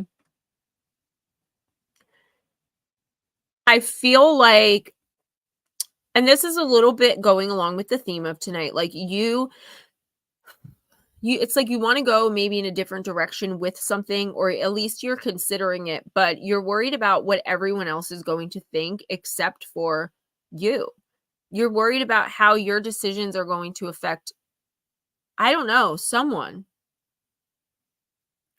Either that, or you're thinking about things that have been said to you in the past, and you're not realizing that they're like triggering you to not make the right decision. I hope this makes sense. The universe is telling you, Andrew, that move however you see fit. Go wherever you want. Do the things you want to do. Enjoy that freedom. Don't label yourself as just one thing.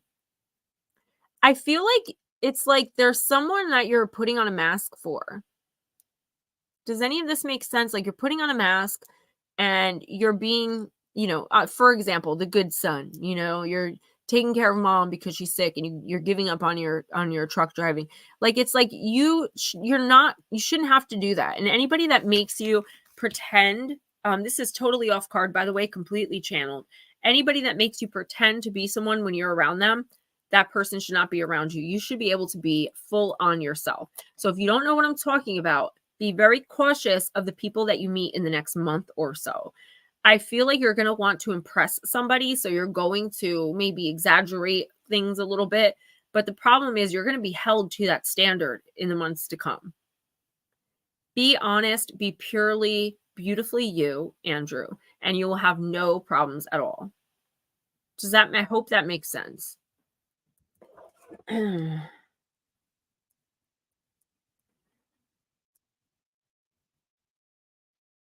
Okay, she didn't answer me.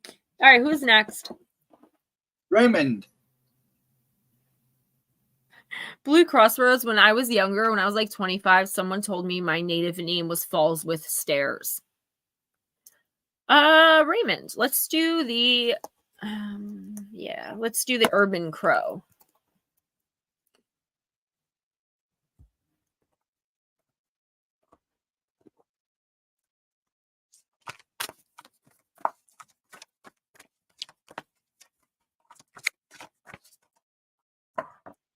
I'll be right back.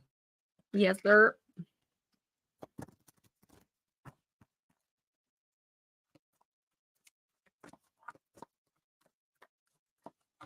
All right, Sir Raymond.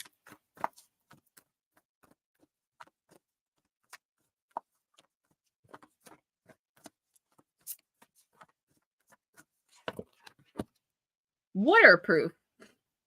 Interesting. So it's card number 53. Guys, don't forget to watch the shorts. I know the singing I'm doing, the trends I jumped on, like a lot of y'all don't like that because the music is rapping as curses, but you can at least give me a like. I would really appreciate it. I do those because I like to do them and they're fun. I really do it for no other reason. I know some of the language is offensive, but it's rap music a lot of the time. Just give me a like. Give me a thumbs up, guys, on those shorts, okay? RJ's little thing that I did where he got down on his knee and proposed, that got the most views ever on my channel. And the most likes.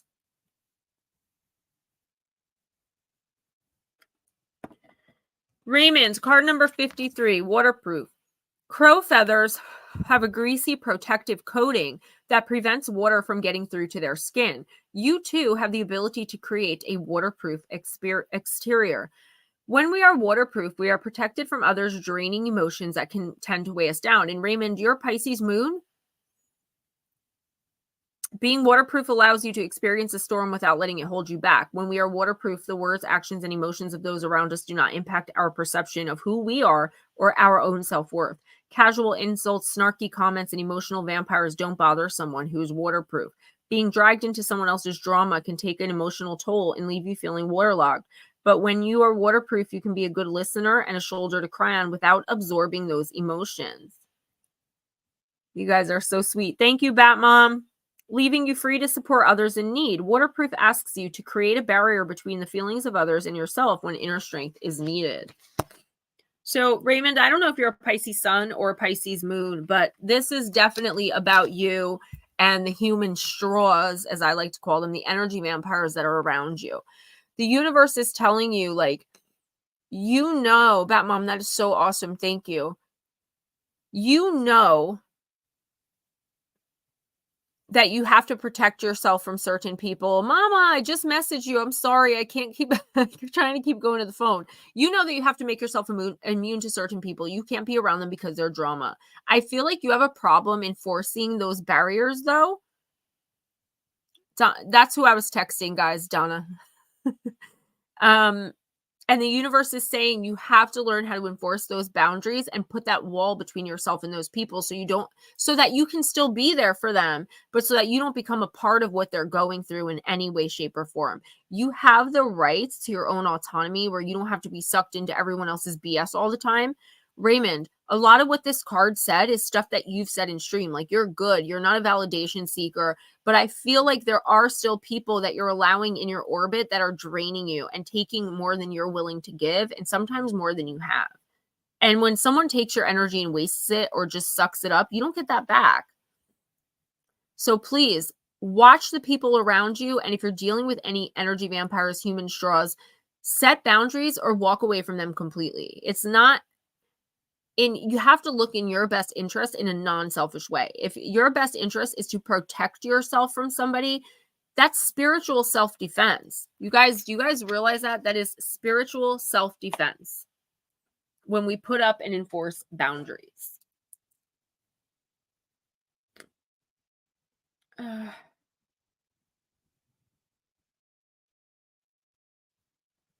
Thank you, Donna. I love you so much. I really do. I'm sorry it's so late, but guys, if you want to talk about a long-term friend that I love with all of my heart and soul, that's my mama, Donna. We've been through hell and back, me and that woman, and I just love her so, so much. I'd catch a grenade for you, Mama Bear. I'm so emotional tonight, guys. I'm really, a lot of the sniffling is, I'm crying. Who's next? I am. I've been crying all night. I'm just so emotional tonight. And you know me, Donna, I'm not this type of emotional. I know you would. I love you. Melissa, thank you. No, I'm sorry. Melissa, Miss Bacon. Yeah, I know, right? There's something in the energy tonight that is beautifully overwhelming in the best possible way. I'm not usually an emotional person like this, like crying, like I'm working on being quick to anger and things like that. But all right, thank you, Mama. And just message me when he leaves if you can. I probably won't get it until after stream, but just so I know what's happening. I love you so much, and I'll talk to you tomorrow. Love that woman. I don't know about stepping on a Lego. Maybe for Donna, I would step on a Lego for Donna because she'd step on one for me in a heartbeat. I remember when I was at one of my lowest points with my drinking, Donna would send me flowers that told me that I was beautiful and I was worth it. And I had only known her for like 2 weeks at the time. And we became very fast friends. I know you would. New England Dirt Roadie, if you continue to scroll down, it'll give you like a 64-page report and explain the chart. So if you're just looking at the chart, yes, it's going to be extremely confusing. But if you scroll down underneath the chart, there are pages and pages and pages explaining every single sign and aspect, planetary position, house, node of that chart. Miss Bacon, you got the Kraken. Release the Kraken. The card of mystery.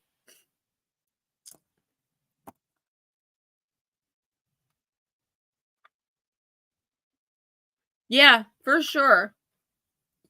It's just, I don't usually get overwhelmed to, like, I guess in this stream I do, though. If you guys really think about it, I'm emotional a lot in this stream. It's just like the beautiful light. Miss Jules, I didn't see that, but I'll scroll up after I read this one. So Miss Bacon, it is good not to know everything. Great mysteries can fill you with wonder, and this is a very positive state, but be curious. You don't have to share everything with everyone. You can be selective about who you share the minutiae of your life with. Value your privacy. Melissa, this is important, so I hope you're still listening. In a world where we think we know all and see all, a little mystery is a good thing. It's impossible to know everything, although you would think with the advent of social media that we have indeed seen everything about everyone. In the ancient world, even the world of a few hundred years ago, there were indeed great mysteries afoot, and many of those belonged in the deep blue sea. The Norse sailors, not just the ancient ones, but right up until the 19th century, reported sightings of a great beast of the ocean with a cephalopod shape, destroying their boats and even buildings on the shorelines of islands during great storms. This creature was referred to as the Kraken and was greatly feared because it could rise out of the deepest. Thank you, Miss Forest Friend. Oceans without warning. No one knew when or where the Kraken would strike. This gigantic sea monster was the bane of sea travelers and fisherfolk from the coasts of Greenland, the North Atlantic, and right through the Scandinavian waters. Some sailors were so afraid of it that they wouldn't even utter the word Kraken without the fear that this would indeed summon it. The Kraken reflected the unfathomable and wild nature of the sea and its unpredictability. Your plant companion is the fir tree, and your crystal companion is olivine. So olivine is actually a beautiful stone. Let me show you guys. I have a tiny little piece of it from a gift Nutslap sent me for Christmas last year. It's right here. Where is my olivine? It is absolutely gorge, guys. So it's little. I don't know if you can really see the colors in that. So this is olivine. It is so beautiful. And I haven't worked with it in a really long time, but oh, girl, I mean, it's happened to me so many times. And like, I know that in my addiction, I was a narcissist. I did not give two poops about anyone but myself. I still had that like love, but I knew I had to be tough because I was alone. So I knew that I had to let people know, like, you can't mess with me. And it hardened me.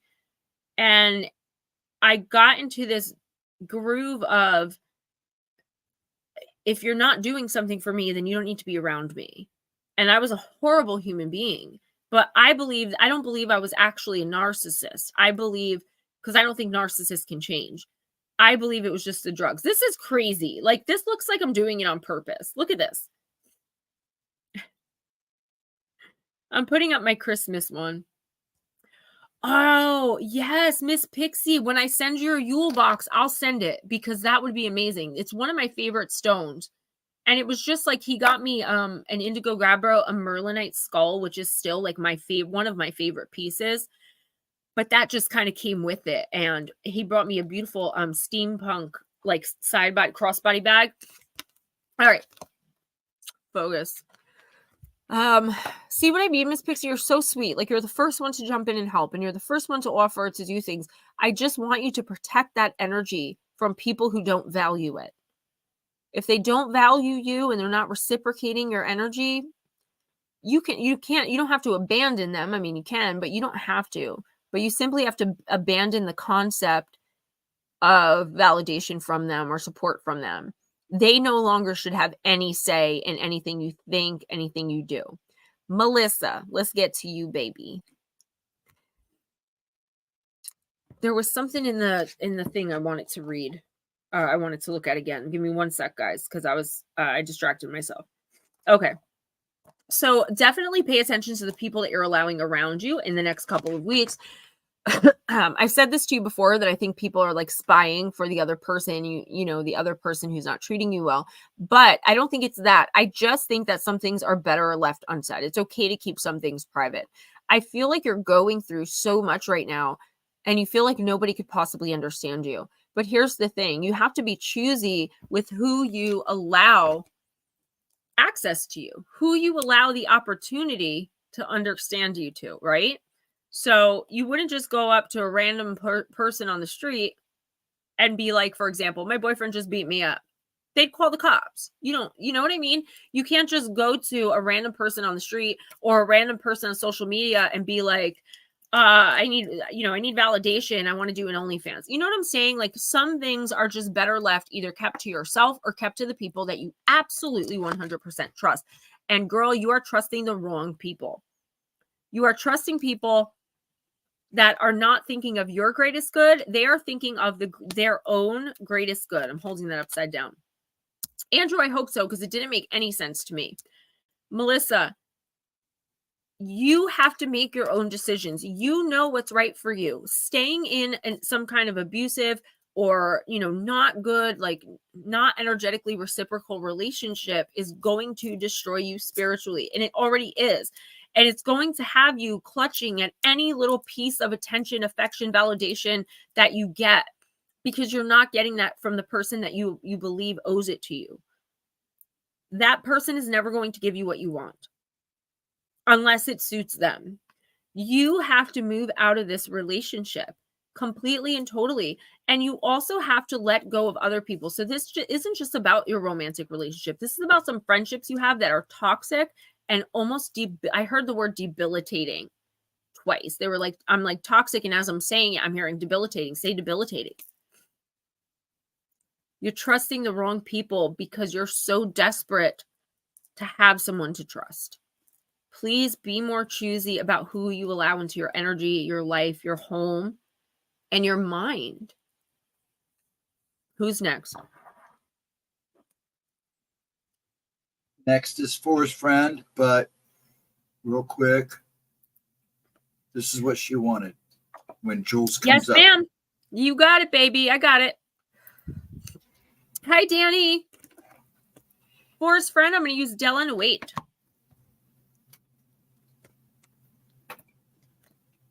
I believe it, Jules. That's probably what I'm feeling. I was in group one time and the counselors, like, they're counselors. They have to sit in group and let us vent about things going on, like how our recovery is going.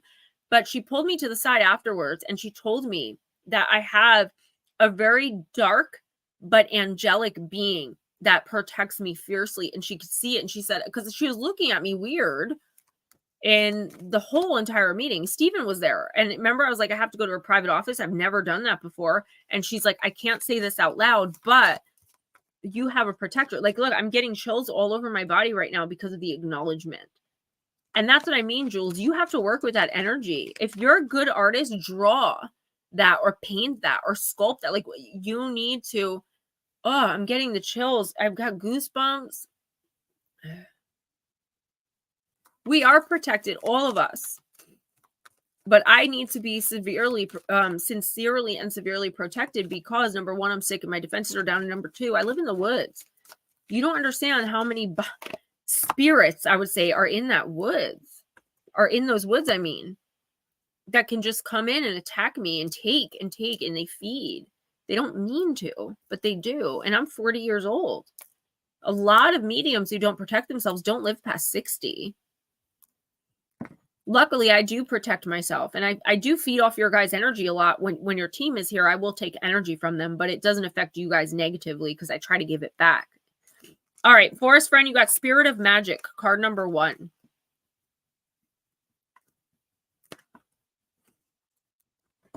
I believe in fairies. I believe in tales. I believe in magic. I just have to open my little magical music box and the spirit of magic floats all around me. I pay no attention to those who try to convince me that magic is childish and that believing is a waste of time. I have been raised in the spirit of magic, and I know that this is the source of everything on this sweet planet. I will never stop seeing magic everywhere, nor will I stop believing it.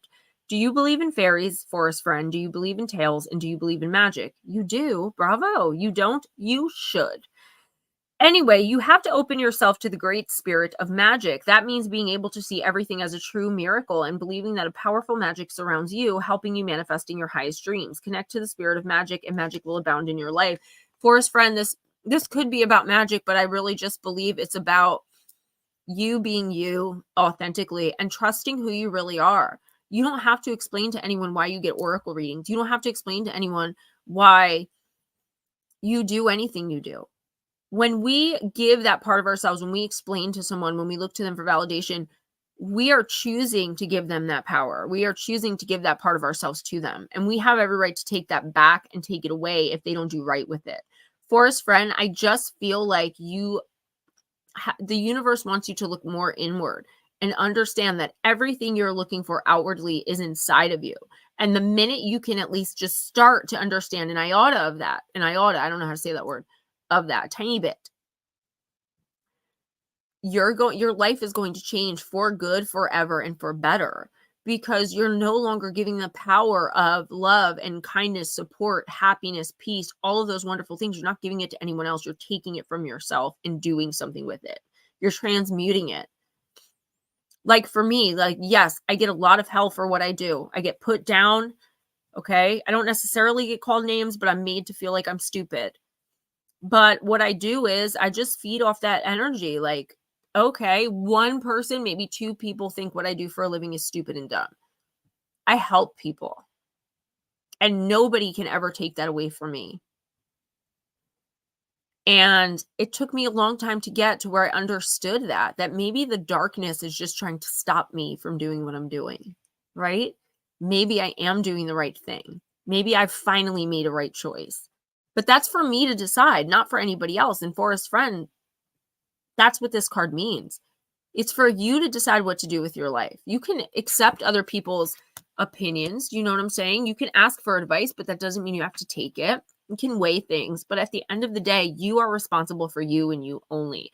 Stop giving so much of your power away. I know it's hard. I know more than anybody. Trust me, I know. But once you get there, it is the most amazing feeling. And it doesn't mean things are perfect. I still, a lot of the time, feel less than. I feel self-conscious about the way I look. If I dress up and I think I look my absolute best, nobody tells me I do.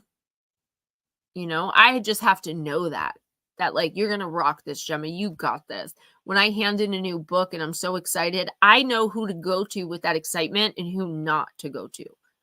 Right? I go to my mom and she's like, yes, you know, oh my God, I'm so proud of you.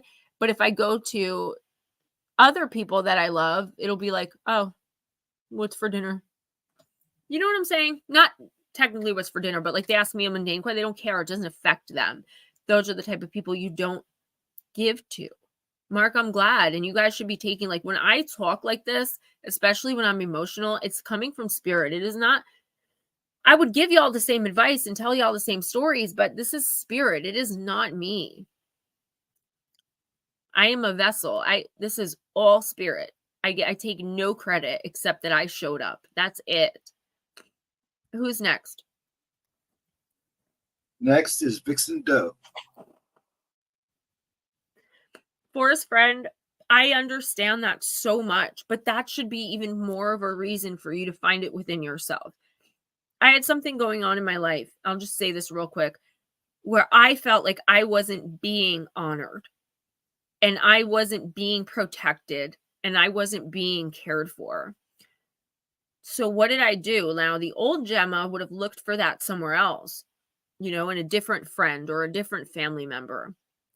Instead, I looked inside myself. I built a very small business from the ground up. Now, I don't make many sales, but it's still mine.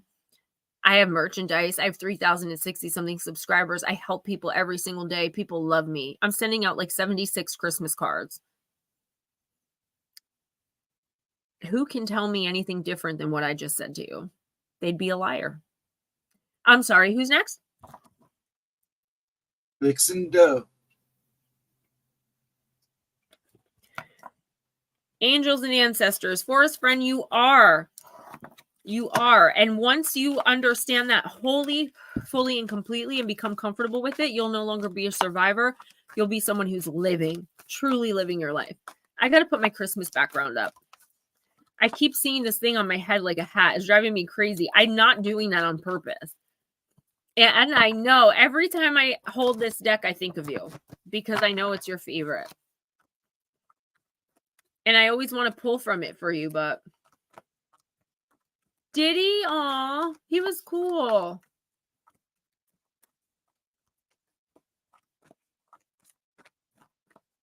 Raymond, you're a beautiful being. Pull an owl. Remember when I pulled like nothing but owls for like three straight streams? That was crazy. Forest friend, I appreciate you too. We got the Lord. Take charge with authority. Let me find the Lord. Lady and Lord. Don't be afraid to take charge or to use your voice. Be strong. Guys, the theme is, the reckoning of the theme is here. The Lord, the Lord is the consort of the lady, the emperor in the traditional tarot. He represents an authoritative male who isn't afraid to lay down the law. But this doesn't mean he is angry or chauvinistic. He is self-possessed, reliable, and ambitious. A man of honor who has earned his place in society. And in tarot and oracle, there is no gender. The Lord in this oracle, I'm trying to think, I forgot the name of who I'm reading for. I'm so sorry, guys. I'm just a little overwhelmed right now. Okay. Yeah, so Vixen, this obviously doesn't mean you're a guy. The Lord in this oracle holds a ram staff and wears a crown of antlers, showing he keeps himself firmly rooted in the ground and is protective of his people. His regal air indicates he has a taste for the finer things in life, yet he is sensitive to those who are less fortunate than he is. Yeah, I am the Lord. Absolutely. Thank you. Sometimes you have to take control in order to be honored. If you feel that your kindness or gifts are being taken for granted, it's time to change that. There's no excuse, Vixen Doe, for bad behavior, and the ancestors... Huh? Oh, I thought you said something. There's no excuse. Babbling. Oh, there's no excuse for bad behavior, and the ancestors are encouraging you to hold your ground and speak your mind in a fiercely loving way. You have the energy and might to overcome dramas or energies that aren't working for your growth, and it's time to take charge before you find yourself in a situation you don't want to be in. You're being encouraged to be the boss instead of being bossed. This card also brings the energy of ambition and can show you have the potential to move upwards on a professional level, but only if you act with authority and show who you really are. Vixen Doe, it is time for you to slam your foot down, baby.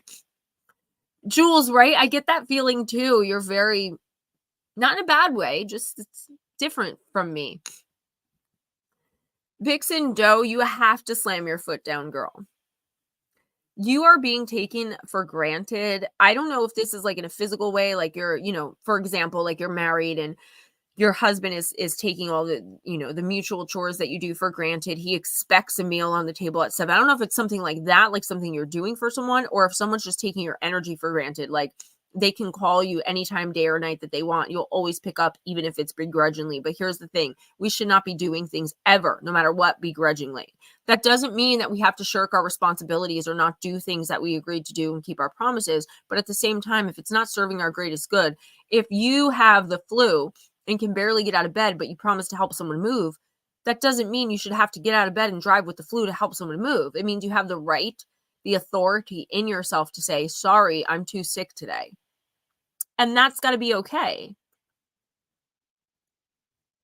Vixen Doe, I feel like you really need to stand up to whoever this is, okay? I know you may not want to, and I know you may be making excuses for this person, and I think you are, even if you don't realize it. And the excuses come in where you refuse to put your foot down, you refuse to stand your ground with this person, and that is you making excuses for them, whether you're cognizant of it or not.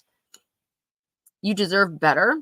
And I feel like you are really strong. Like you've become so powerful in your own spirit, except for when it comes to this person. It's like this person is like your kryptonite. This is all just flowing through me. And like, I feel so loopy right now, guys, because spirit has affected me and kind of overtaken me a lot more than I normally allow it to because my defenses are down.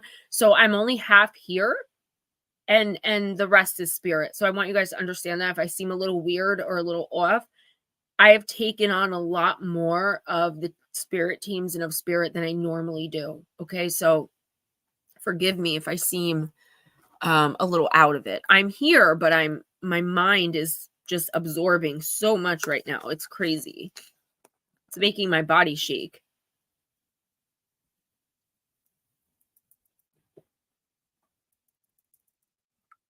Okay, who's next? Breathe. I'm good. I'm good. I know I seem a little weird right now, and I feel very out of sorts. But it's not in a bad thing. It's not bad. Who's next? Okay. Sorry. You're fine. You're fine. Jules. Yes, Jules. You want Divine Circus, babe? I got you covered. That deck is always out because I say a lot of the artwork. I'm like, oh, this is my favorite. This is my favorite. The Divine Circus is probably in my top 3 for the artwork. Fairy Tale is by far my most favorite, but Divine Circus is definitely top 3. I think it's out of the ones I have open now, it would be Fairy Tale, Shadows and Shapeshifter, and Divine Circus. Yeah, multifaceted Jules. Something very strange is happening. I know what it is. It's just never happened before because I'm never sick like this. I'm supposed to be spending my son has, he's in elementary school, so he has the little Christmas break for like 10 or 12 days. From the 22nd, next Friday, he has a half day, and then he doesn't go back to school till the 2nd. And I'm supposed to be with my mom and Damien the whole time, or at least like I'm going there on Christmas Eve. So, all right, Miss Julie girl. No, multifaceted Jules, that's okay. If you guys know how to do that, I want you to. Call your guides directly to speak through and to me. That's fine. You guys have my permission. And that's probably what's happening. I think I just allowed a little bit more. I allowed them to take away a little bit more of me than I usually do. That's my point. But it's not a bad thing. I'm not hurting. I'm not in pain. I'm going to be extra tired after this, but it's, it's not a big deal. So you got the Juggler. I love this card. Card number 30. Many projects in the air, aspirations and inspirations everywhere, action to take, commitments to make, and yet another will soon join the fray. Say yes, do not delay. It will all work out in the perfect way. Jules, you are capable of many things, and you are too important an asset to the plan of love on this planet to be left idle. So life, the universe, and your own creative urges will ask a lot of you right now. There will be many inspirations, ideas, and dreams that you will yearn to bring to life into this world. You might wonder if it's all a bit too much for any one person to handle. You might feel you are juggling so much already that if even one more demand or idea comes through, you'll drop the balls already in the air and the whole damn thing will come undone. The Juggler is the master multitasker. He brings the skills, wisdom, and tricks you need to not only successfully bring to life all of your current dreams and ideals, but to be open to even more flowing through you. How can you do this without getting overwhelmed? How can you do this without becoming drained or exhausted? How can you do this without getting stuck in fantasy and failing to really launch ground and build each idea in the physical world? Going through the rigors of taking a dream and turning it into a reality. He has the inside track and he knows 3 tricks on how to make this work. Jules, first, if you are overwhelmed, you are letting yourself get ahead of yourself, allowing your mind to move too far into the future. Bring it back to now, to just what can be done now. Let tomorrow take care of itself. Number 2, prioritize. What do you need to do most today and what can be left until later or tomorrow? And thirdly, remember that the Divine Circus is a troupe, a group filled with solo performers, but it is with their efforts combined that the magic is created. So ask for help and remember that your individual success is actually part of the greater group success. The universe wants you to succeed. It will keep an eye on the pots on the boil whilst you sit the one that is bubbling over now. I'm sorry, it says stir the one. The juggler lets you know that you're going to manage all that is going on in your life if you remember to stay present and relax, deal with what is immediately happening, and not worry about any other distractions. The more you do this, the more your juggling skills will improve. You will not only handle all that's currently going on, but when another opportunity heads your way, you'll add it to the mix with grace rather than ending up with egg on your face. All right. Hold on one second.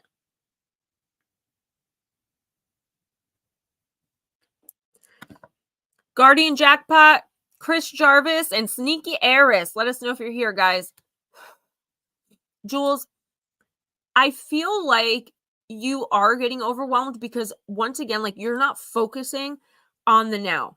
Instead of being like, this is something I want to do, this is something I feel like I have to do for myself, or this is something I want to try, whatever it is, there is something here. I don't know if it's like a huge dream or just something. I'm hearing art, but I don't know.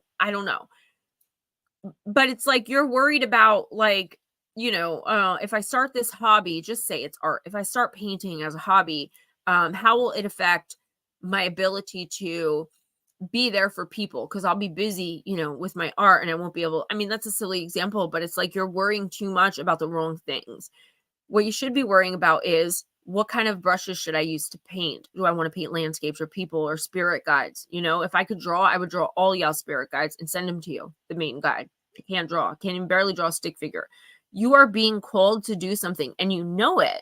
It could be something like helping others, volunteering.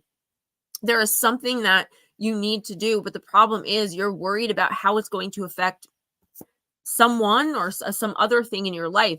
And the universe, Melvin, your whole team is like, no, go and do it and see what happens, because it's not going to turn out the way you think unless you keep manifesting the worst. When we overthink and overanalyze negatively, we bring that negative in, and then we end up getting the exact result that we were trying to avoid.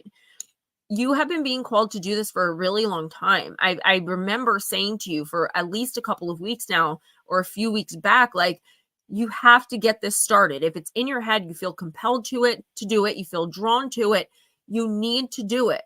No more delay. And don't worry about, another theme of the night is, do not worry about what other people say, think, or feel, and not in a selfish way. You have to do this. I don't know if it's going to be something that you do for the rest of your life, that you're successful in, but whatever it is going to lead to an opportunity that is going to change your life.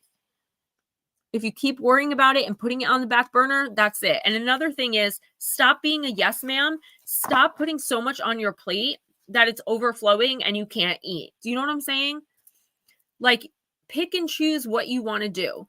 Pick and choose what and or who, and it sounds harsh, is most important to you right now. You're allowed to think of how helping others is going to serve you, as long as that's not the reason you're doing it.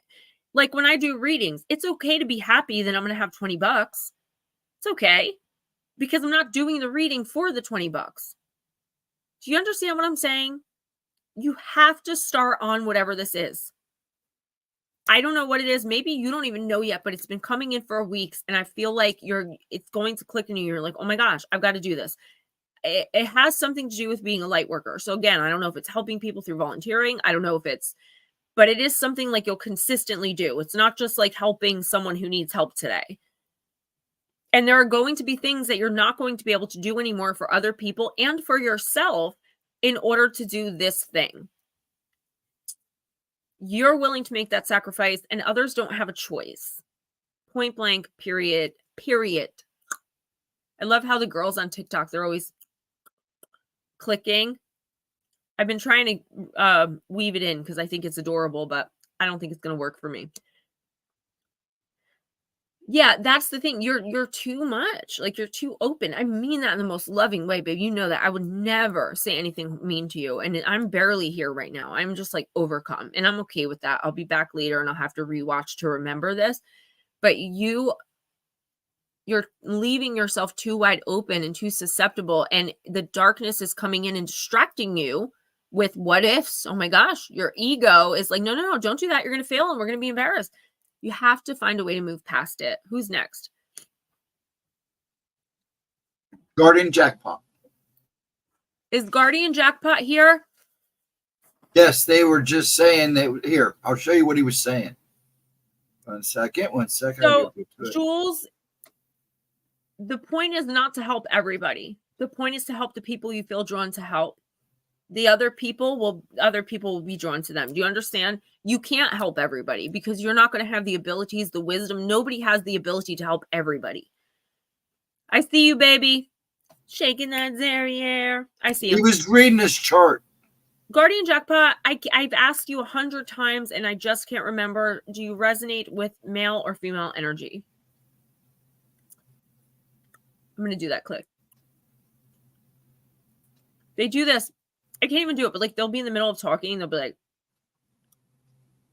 like real loud. I don't know. Never mind. I can buy myself flowers. Male, I thought so. All right, cool.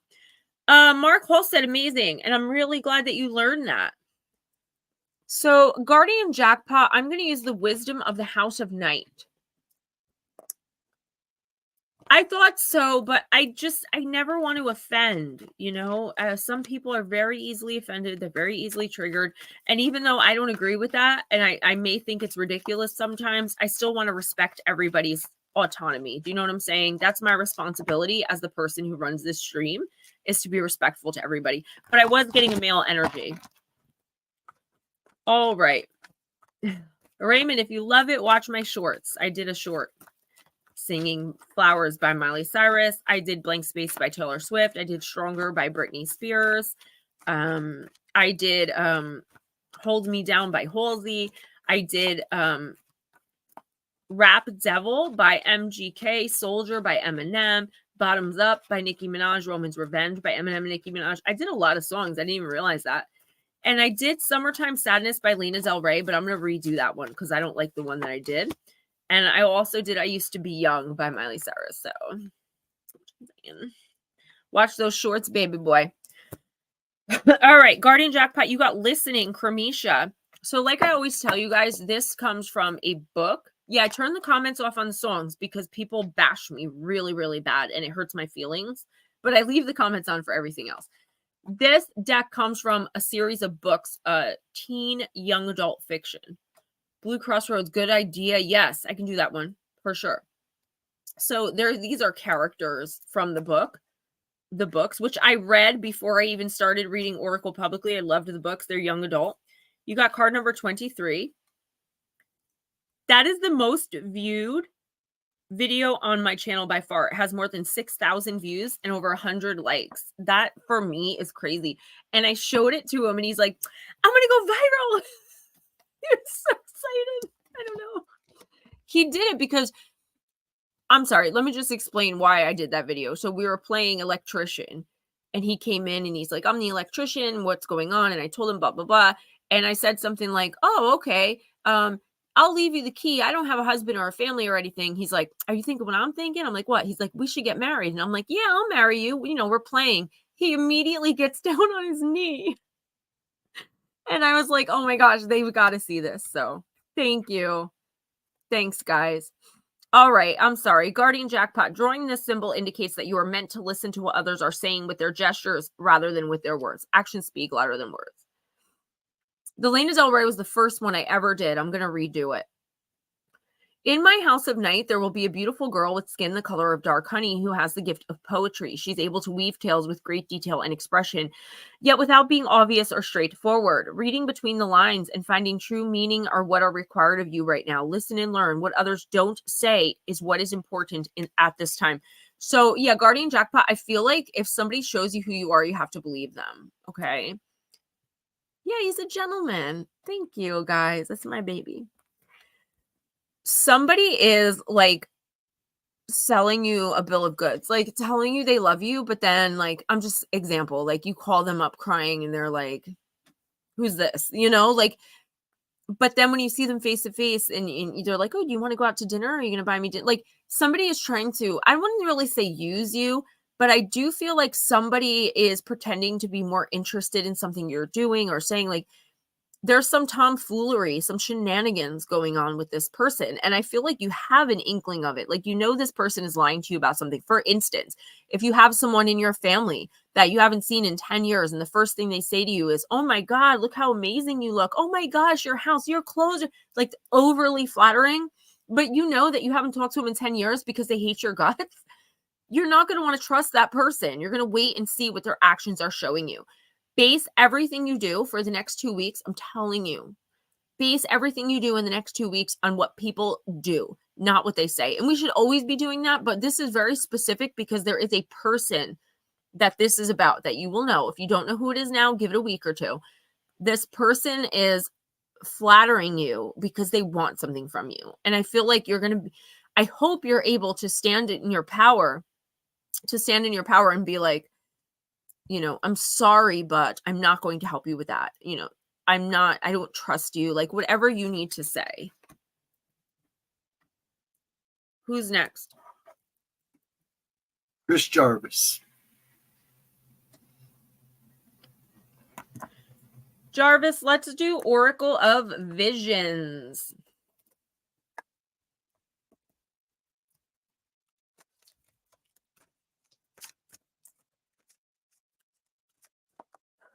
What? Raymond, what?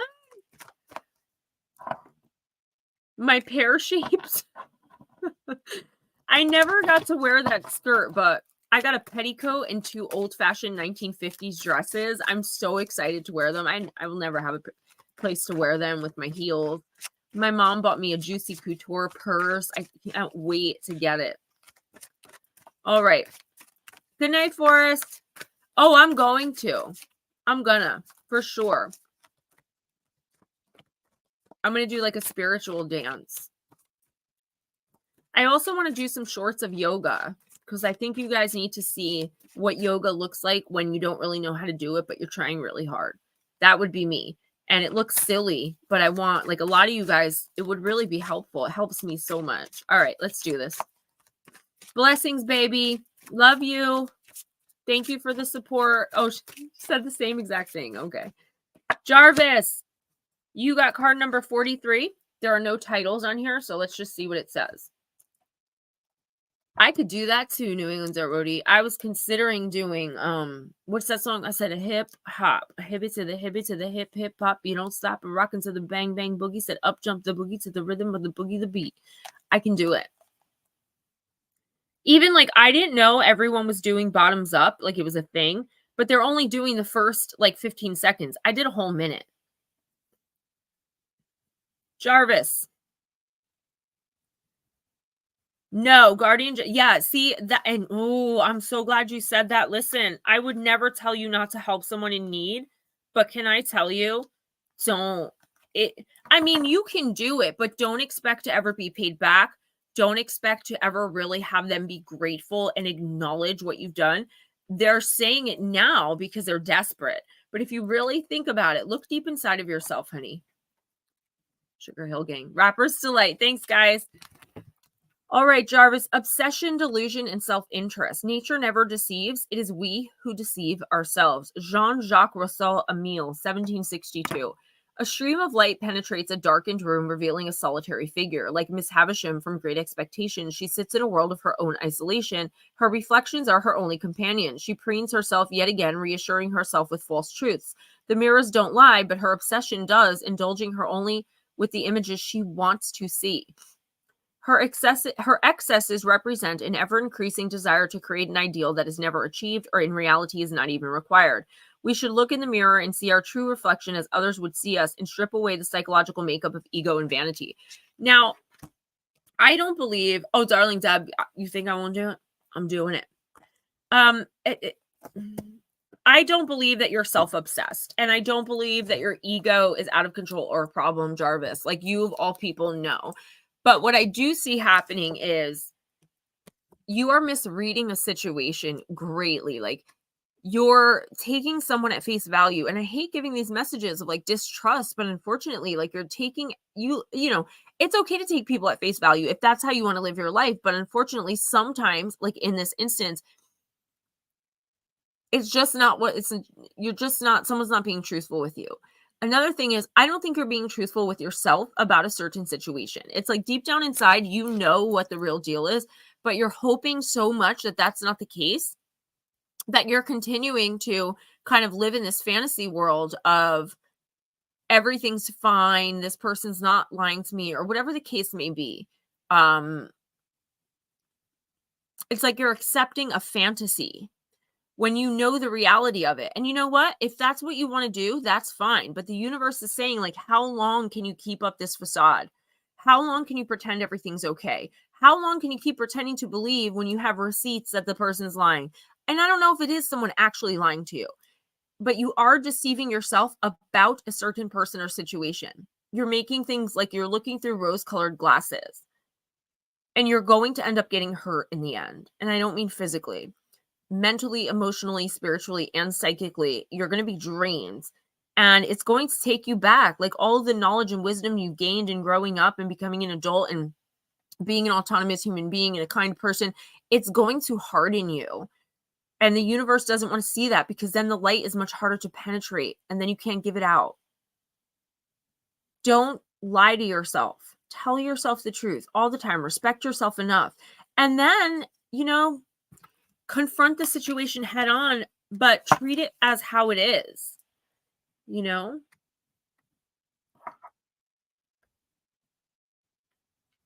And Eris is next when you're ready. Yeah, guys, thank you for that, because I was really not here. It's like I was talking, but I didn't know what I was saying. I'm still a little loopy, but it's slowly fading. So, Eris, I am going to use the gateway to the liminal spirits. Myers-Briggs, what are you guys talking about? I would love to do it. I'm sure I've done it before, but is it a personality test? Yes, Eris, you are a mastermind. I love you.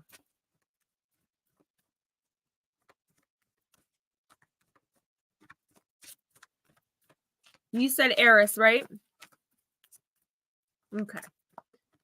Yeah, I'm here again. I'm slowly coming out of it. That was crazy. And again, it's because I'm sick. Inspiration. All right.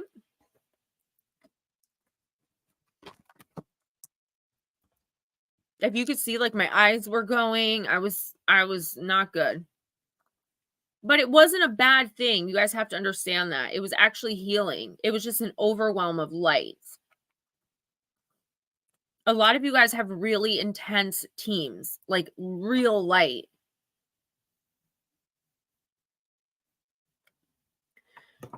Darling Deb, where can I find it? Eris, there are things that come to us by way of nature and nurture, and then there is a spirit of inspiration. Not bound by blood or upbringing, we can be stirred by ideas outside of our comfort zone and common knowledge. Inspiration is often what fuels self-expression, taking form through art, dance, theater, writing, craft, and design. It throws in the ingredients of our world, along with a splash of past lives and spirits, then stirs them in its mighty cauldron and presents us with a brew that's often life-changing. Coincidences are rare. More often than not, the universe is sending you a message. Pay attention to the pattern that is being created to catch your eye and grab hold of that thread. There's great potential and opportunity ahead for you, Eris. Be more open to experimentation. It's essential for growth. We must allow for change, for deviation from the performed ideas in our head. Preformed, sorry.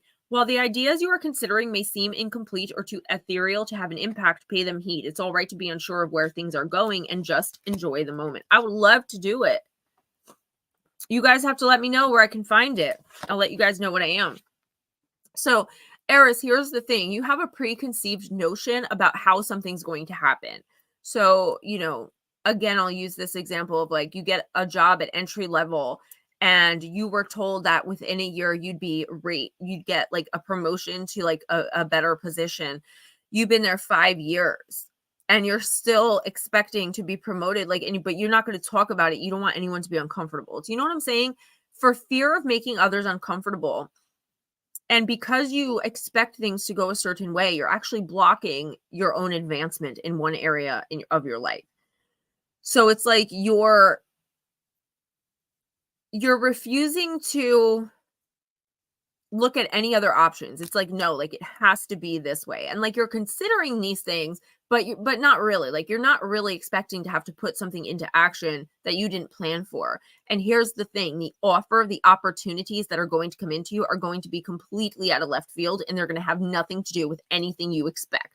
So if you're like, I know what this is about, you don't, because I don't even know what it's about. it's coming in. You have to be willing to take things at face value and just grab a hold and go. Now is the time to be the fool at the beginning of your journey. Yes, he has tower moments. Yes, he meets the devil, but at the end, he ends up with the star in the entire world. Take a leap of faith. Do something outside of your comfort zone, outside of the box. Take an opportunity that you never thought you would take in your life just because it sounds fun. Throw caution to the wind. The universe has got your back. The universe has big, big, major plans for you coming in January, but you have to take the first step.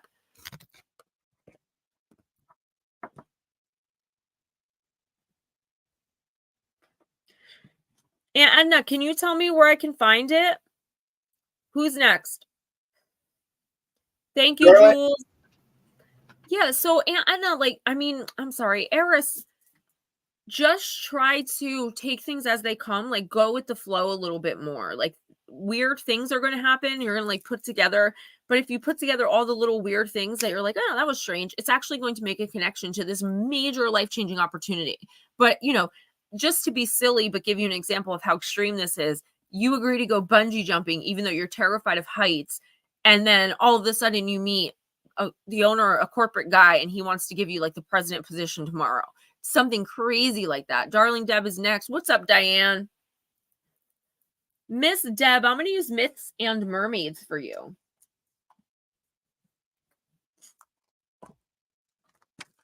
Diane, so good to see you, sweetie.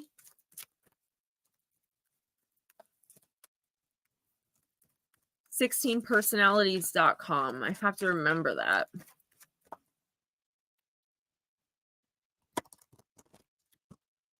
16personalities.com. I can just come back and watch. Where are we at? 316. I'll remember that. 316. For God so loved the world, he sent his only begotten son. I don't know what I'm saying anymore. All right, Miss Deb, you got a certain start of light. Oh, no, I'm sorry. A certain slant of light. Does that make me crazy?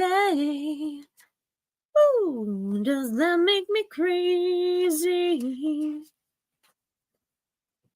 Miss Darling Deb, you got this in the upright position, which is always a good thing. A pensive mermaid lies in her grassy pond. Actually, it's not always a good thing. I shouldn't have said that. Waiting for an answer to come to her. A grand light shines from above, illuminating her and her surroundings in a moment of divine insight and understanding. Divination message: illumination is coming. Darkness and confusion are commonplace in this world, but don't worry. Illumination is coming to you in the form of a new way of viewing your environment or situation. Some call it divine insight and others enlightenment. Some call it an epiphany, but either way, be prepared for a new perspective. Deb, a sudden shift in thinking will arise from the uncovering of unknown facts, opinions, or desires. These new points will help you understand where you are now and help to answer some of the questions that have been gnawing at you for some time. Be prepared, though. The illumination may be subtle and easy to miss. Keep your eyes open and your spirit curious so that you don't miss out on the illumination you have been so long waiting for. So, yeah, I feel like there is a lot of, like, just like I said, kind of with Jules, 100%. Yeah, thank you. I really appreciate it. I feel like just like with Eris, like there is confusion here. I may have been Chris. Somebody was like, and you just don't know which way to go. Like, you know, everything's going to be okay, but you're like, I don't really feel right about this, or like, this isn't what I expected, but I'm going to go with the flow. The universe is saying that's good. Keep doing that. But don't just accept things how they are at face value, right? Go with the flow, be open, because there is an opportunity coming in for you as well. Now, it's not like this major, massive, life-altering thing, but it is a different way for you to view. I'll just use an example, like your loneliness. Like, okay, I'm really lonely. Do you know how I started YouTube? I started YouTube because I was lonely. Not because I wanted to talk about my abilities, not because I wanted to give messages, not because of anything other than I needed connection.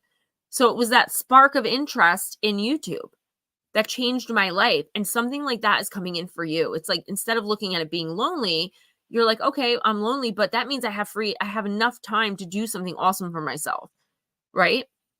Or like, I'm really unhappy at this job. I'm not making enough money, but you know, I only work part-time, so I can take that extra time and get a second job that I like better until I make more. Like, you're starting to like think things through to change your situation for the better, and you're not depending on other people. Diane, thank you so much for that. My shorts are so important to me. Thank you.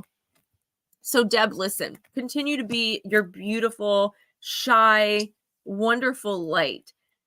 And keep going with the flow. This is the great card. It's not about calling anyone out. There's no lying, cheating, nothing like that coming up.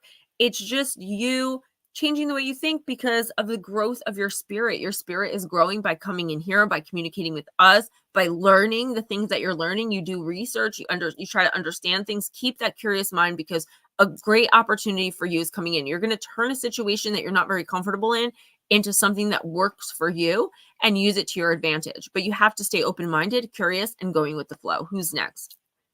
Mistrust of a good opportunity. Same here, Gemma. I felt alone and needed to connect with like-minded people. I did. I would cry on screen all the time and nobody was listening. I had like 3 subscribers, but I needed someone to hear me. And it changed my life. That one tiny idea that everyone said was so stupid. But I followed my gut and my instinct and what my guides were telling me to do. This will take you to where you want to be. That's what I was told. I didn't understand it. Do you know when I understood it? The first time the only time I went on Cassie Oracles and Beyond with Steve Stockton, and I pulled my first Oracle card. Just for fun. That's when I knew my life was changing. My life was going to change. Yeah, Miss Pixie, we all found each other. Who's next? Okay. New England, do you want or don't want a card? Letter. Either answer or forever be silenced. Speak now or hold your peace till next week. No, he says no. All right, sweetie. I want you to have a happy birthday. Yes, happy birthday. And don't pick up that drink if it doesn't feel right. Please. Okay. Divine Empathic Reader, are you still here? I got to do her anyway, whether she's here or not. Okay, I'll write a timestamp for her. Please. Darling Deb, you should be. This is great. It's like you just have to be you. You just have to not change. That's all you have to do. That's great. Netter, how does it feel to be 21? Are you excited? Just because you can legally drink doesn't mean you should. New England already has the best hair. And he gave me a secret. I just haven't jumped on it yet. In all honesty, I'm not even joking with you. I thought you were my age or younger. Like, I thought you were like 35 years old. And I've had at least 12 video face-to-face conversations with you. And I had no idea. Darling Deb, it definitely could. It definitely could. Whatever this is something you're being rewarded for how you've handled something going on. Like, you've handled it so well, you've managed to impress your guides. And they want to give you a reward.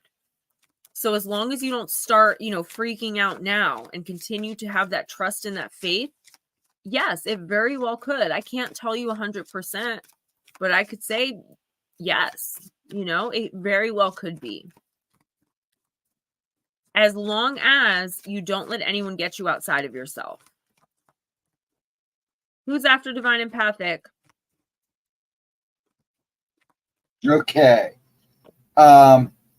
If Danny Stratton is still here, and then Diane Boss, and then your other 2 timestamps, you're done.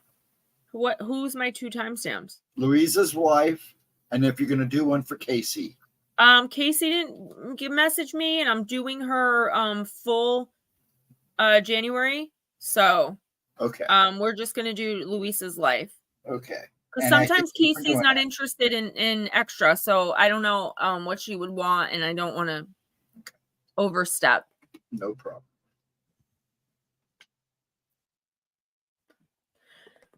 New England Dirt Roadie, I mean it. Like, you're a good-looking guy. You really are, and you have a very young energy, a young spirit. You have a very stressed spirit, but I'm shocked to learn that you're 54 years old. Shocked. And guys, we've had several like face-to-face conversations. We used to do one every week. Oh, darling Deb, I'm so happy. Please let me know how everything goes, whether it be the baby or whether it be something else, okay? Let me know. And I'm still going to do that for you with the dolls. Just give me a little time. The holidays are rough for me. Divine Empathic, I pulled from the Witching Hour Oracle for you, and you got the growing moon. And the card number 10, it's the card of self-reliance. And I'm not surprised at all that you of all people pulled this card. I got to tell you. Growing moon, waxing moon, maiden. The waxing growing moon is about autonomy and how using your powers and resources rather than those of others will help you to thrive. Just as the maiden is sitting upon the books from which she has gained information and skills, she uses the hourglass, which is a symbol of time, to apply that knowledge to become self-reliant. Drawing the self-reliance card, it may be time to consider being more self-sufficient. Are you struggling with personal accounting issues, leaving your budget in pure chaos? Maybe you should consider taking a personal finance course at your local library or trade school. Perhaps you want to start your own business, but you don't know how to promote yourself. Think about a marketing class or purchase a book on selling and advertising strategies to become a better spokesperson for yourself. Meditate on the things that will improve your reliance on your own abilities instead of others. I don't believe you're relying on anybody. I believe you are extremely self-sufficient, self-reliant. Yes, Diane, I really, really am. Big time. And it was only gone for a week and then it came back and I can't find my meds right now. I'm sorry. So Divine Empathic, I think this is a reassurance to you. Like, don't lose your self-reliance if you can't figure something out. Like, just because you may not know how to market yourself if you want to start a business doesn't mean you should second guess starting the business. Does that make sense? You will find your way if you just start. I pulled an owl, and every one of these cards has an owl on it. Just go for it. Whatever it is, the universe is telling you, like, take the leap of faith, take the first step, and the universe will do the rest. You have to believe in yourself. And this is a really important message. In the next 2 weeks, or until at least January 5th, I don't know why then, but that's what I'm getting. Do not ask anyone else for help with anything big. Even if you can't do anything, you can't move without help, unless it's absolutely a must, don't go to anyone else, because by the second week of January, you're going to figure out a way to do things by yourself, which means you're going to gain more, you're going to achieve more, and you're going to not have to feel like you owe anyone anything. I feel like right now you don't have too many people that you can go to and just ask for help and get help. So don't go to anyone. The universe is moving things around in your favor. Keep doing exactly what you're doing. You're doing amazing. And just like I told Deb, something great is going to come in for you. But for you, it's a little bit different, because I feel like this has something to do with like business or like your channel. Like there's something here that you really, really want, but you don't know how to go about it. You're going to get the way to go about it. Just don't ask anyone for help with this. Not in the next 2 weeks anyway.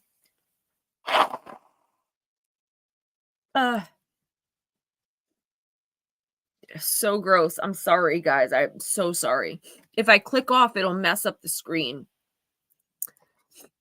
So, Diane, you said? Yes. Danny didn't answer, so. Danny usually just comes in to say hi. Yeah, I know. But I figured Diane, I'm going to use the Oracle of the Universe for you.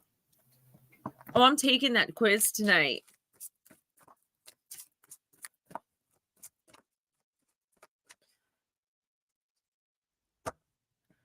All right, Miss Diane, it's so nice to see you. Thank you for coming in. You're always so supportive in the comments. I see them. Thank you so much, all of you guys, sincerely. I turn the comments off on the shorts where I'm rapping and singing because, like I said, the trolls rip me apart. They don't want to hear that I'm just having fun. I'm just having fun. I like to sing. I like to rap. I like to dance. I'm going to be dancing too. It has nothing to do with my ability to do my job. It's just me being me. You're welcome, sweetie. You got the constellation Cassiopeia, and it's the card of pride. I haven't pulled this one yet. Number 23 again. My favorite number. It came out 4 or 5 times tonight. That's crazy. 23.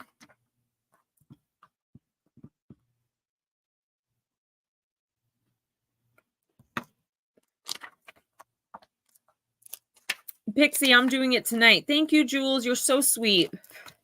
You guys are the actual best. Divine Empathic, good. Just keep following your own path right now in this moment. And for the next 3 or 4 weeks, you don't need anyone's help. Just keep doing what you're doing. If you try and fail by yourself, it's okay. Just don't give up. Steven, I'm sorry. I know you want to get done. I feel like I'm holding you up. All right, Diane, celebrate your achievements, but not by boasting. Humility is needed now. An arrogant or boastful person around you may soon see consequences for their hubris. Shame is a complex emotion and is there for a reason, just like anger, but we should never hold on to shame for long. A healthy amount of pride is good. You should love who you are and what you can achieve. Don't compare yourself to other people. Cassiopeia was the queen of Ethiopia. It has an A in front of it. Wife of King Cepheus. She had a daughter, Andromeda, who was a great beauty. The Nereids were the sea nymphs' daughters of Nereus and Doris. They were deities of great beauty and represented all aspects of the ocean's richness and bounty. They protected those who made their living on the sea, like sailors and fishermen, and were often seen assisting those who had been caught in storms or shipwrecked. Cassiopeia began to boast that her daughter was more beautiful than all of the Nereids. This, of course, was disrespectful, and it caught the ear of the sea god Poseidon and the Nereids themselves. While no one begrudged that Cassiopeia was proud of her daughter's beauty, what was wrong was the way she boasted about it. This lack of humility resulted in a terrible act of retribution by the sea deities, with Andromeda ready to be sacrificed by the sea monster Cetus. You should feel some pride in a job well done, a challenge overcome, or a big achievement. In fact, some folks find it hard to mark their success in some kind of positive way. However, it's the way you express your success that matters. You don't need to compare your achievements to others. Even in sports, sticking to your own game plan is often key to triumph. Instead of a boast, instead of plastering on social media how much better you or your children are than others, perhaps a more elegant and meaningful way to do it respectfully is with no comparisons or to simply have a private celebration. One of the big compliments given today is that someone is accomplished yet humble. The Romans and Greeks warned against hubris and boasting, and the consequences featured in many myths. Your words of power. I can be successful and mark my triumphs as well as show humility. Okay, so there's two things here, Diane. Number one, obviously, like something amazing and great is happening to either you or someone you love. So the big achievement, big accomplishment, whether you know what I'm talking about or not, it is coming in.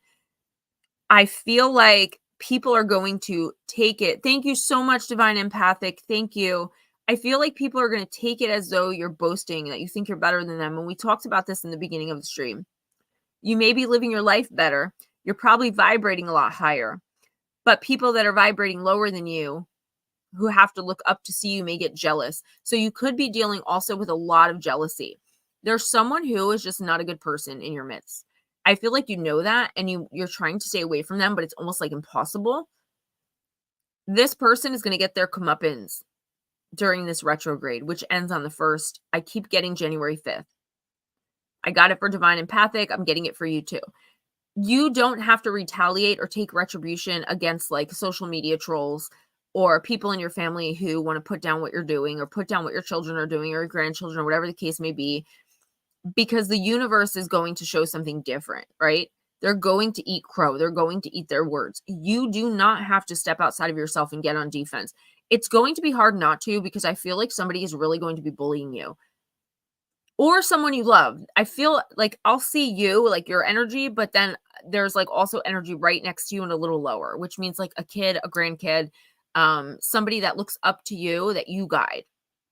So you're going to obviously instinctually want to protect this person, and you can, but the universe is saying you really don't have to put it on you, because karma is going to take care of it itself. Be proud of who you are. Let the world know how proud you are. Just don't take it to heart when people say mean or bad things to you. I don't know why you're getting this message, honey. Maybe you do, maybe you don't, but you'll know within the next 2 weeks. All right, let's do Luisa's life, and then I am out of here. Not that I'm really excited to be out of here. I just, I get to eat. So I'm going to use the Goddess Oracle for Luisa's life. I forgot that I had the mythical goddess there. Dang it. Yeah, I definitely see Miss Pixie as caregiver for sure. I'll let you guys know. I'll post it in the community tab. And I'll probably talk about it on Tuesday, as y'all know. All right. So thank you guys, everyone who donated. Donate to PayPal and Cash App. YouTube won't touch it. Thank you for the super chats, super stickers. If y'all are looking for a Christmas gift, I only say this because I was asked multiple times. My Amazon wish list gift link Has like 3,500 things on it y'all can choose from. And then I don't have to give my address out. All right, that's 2 cards. I'll take 1. Luisa's life, you got Yuki Anna. The card of stillness, card number 52.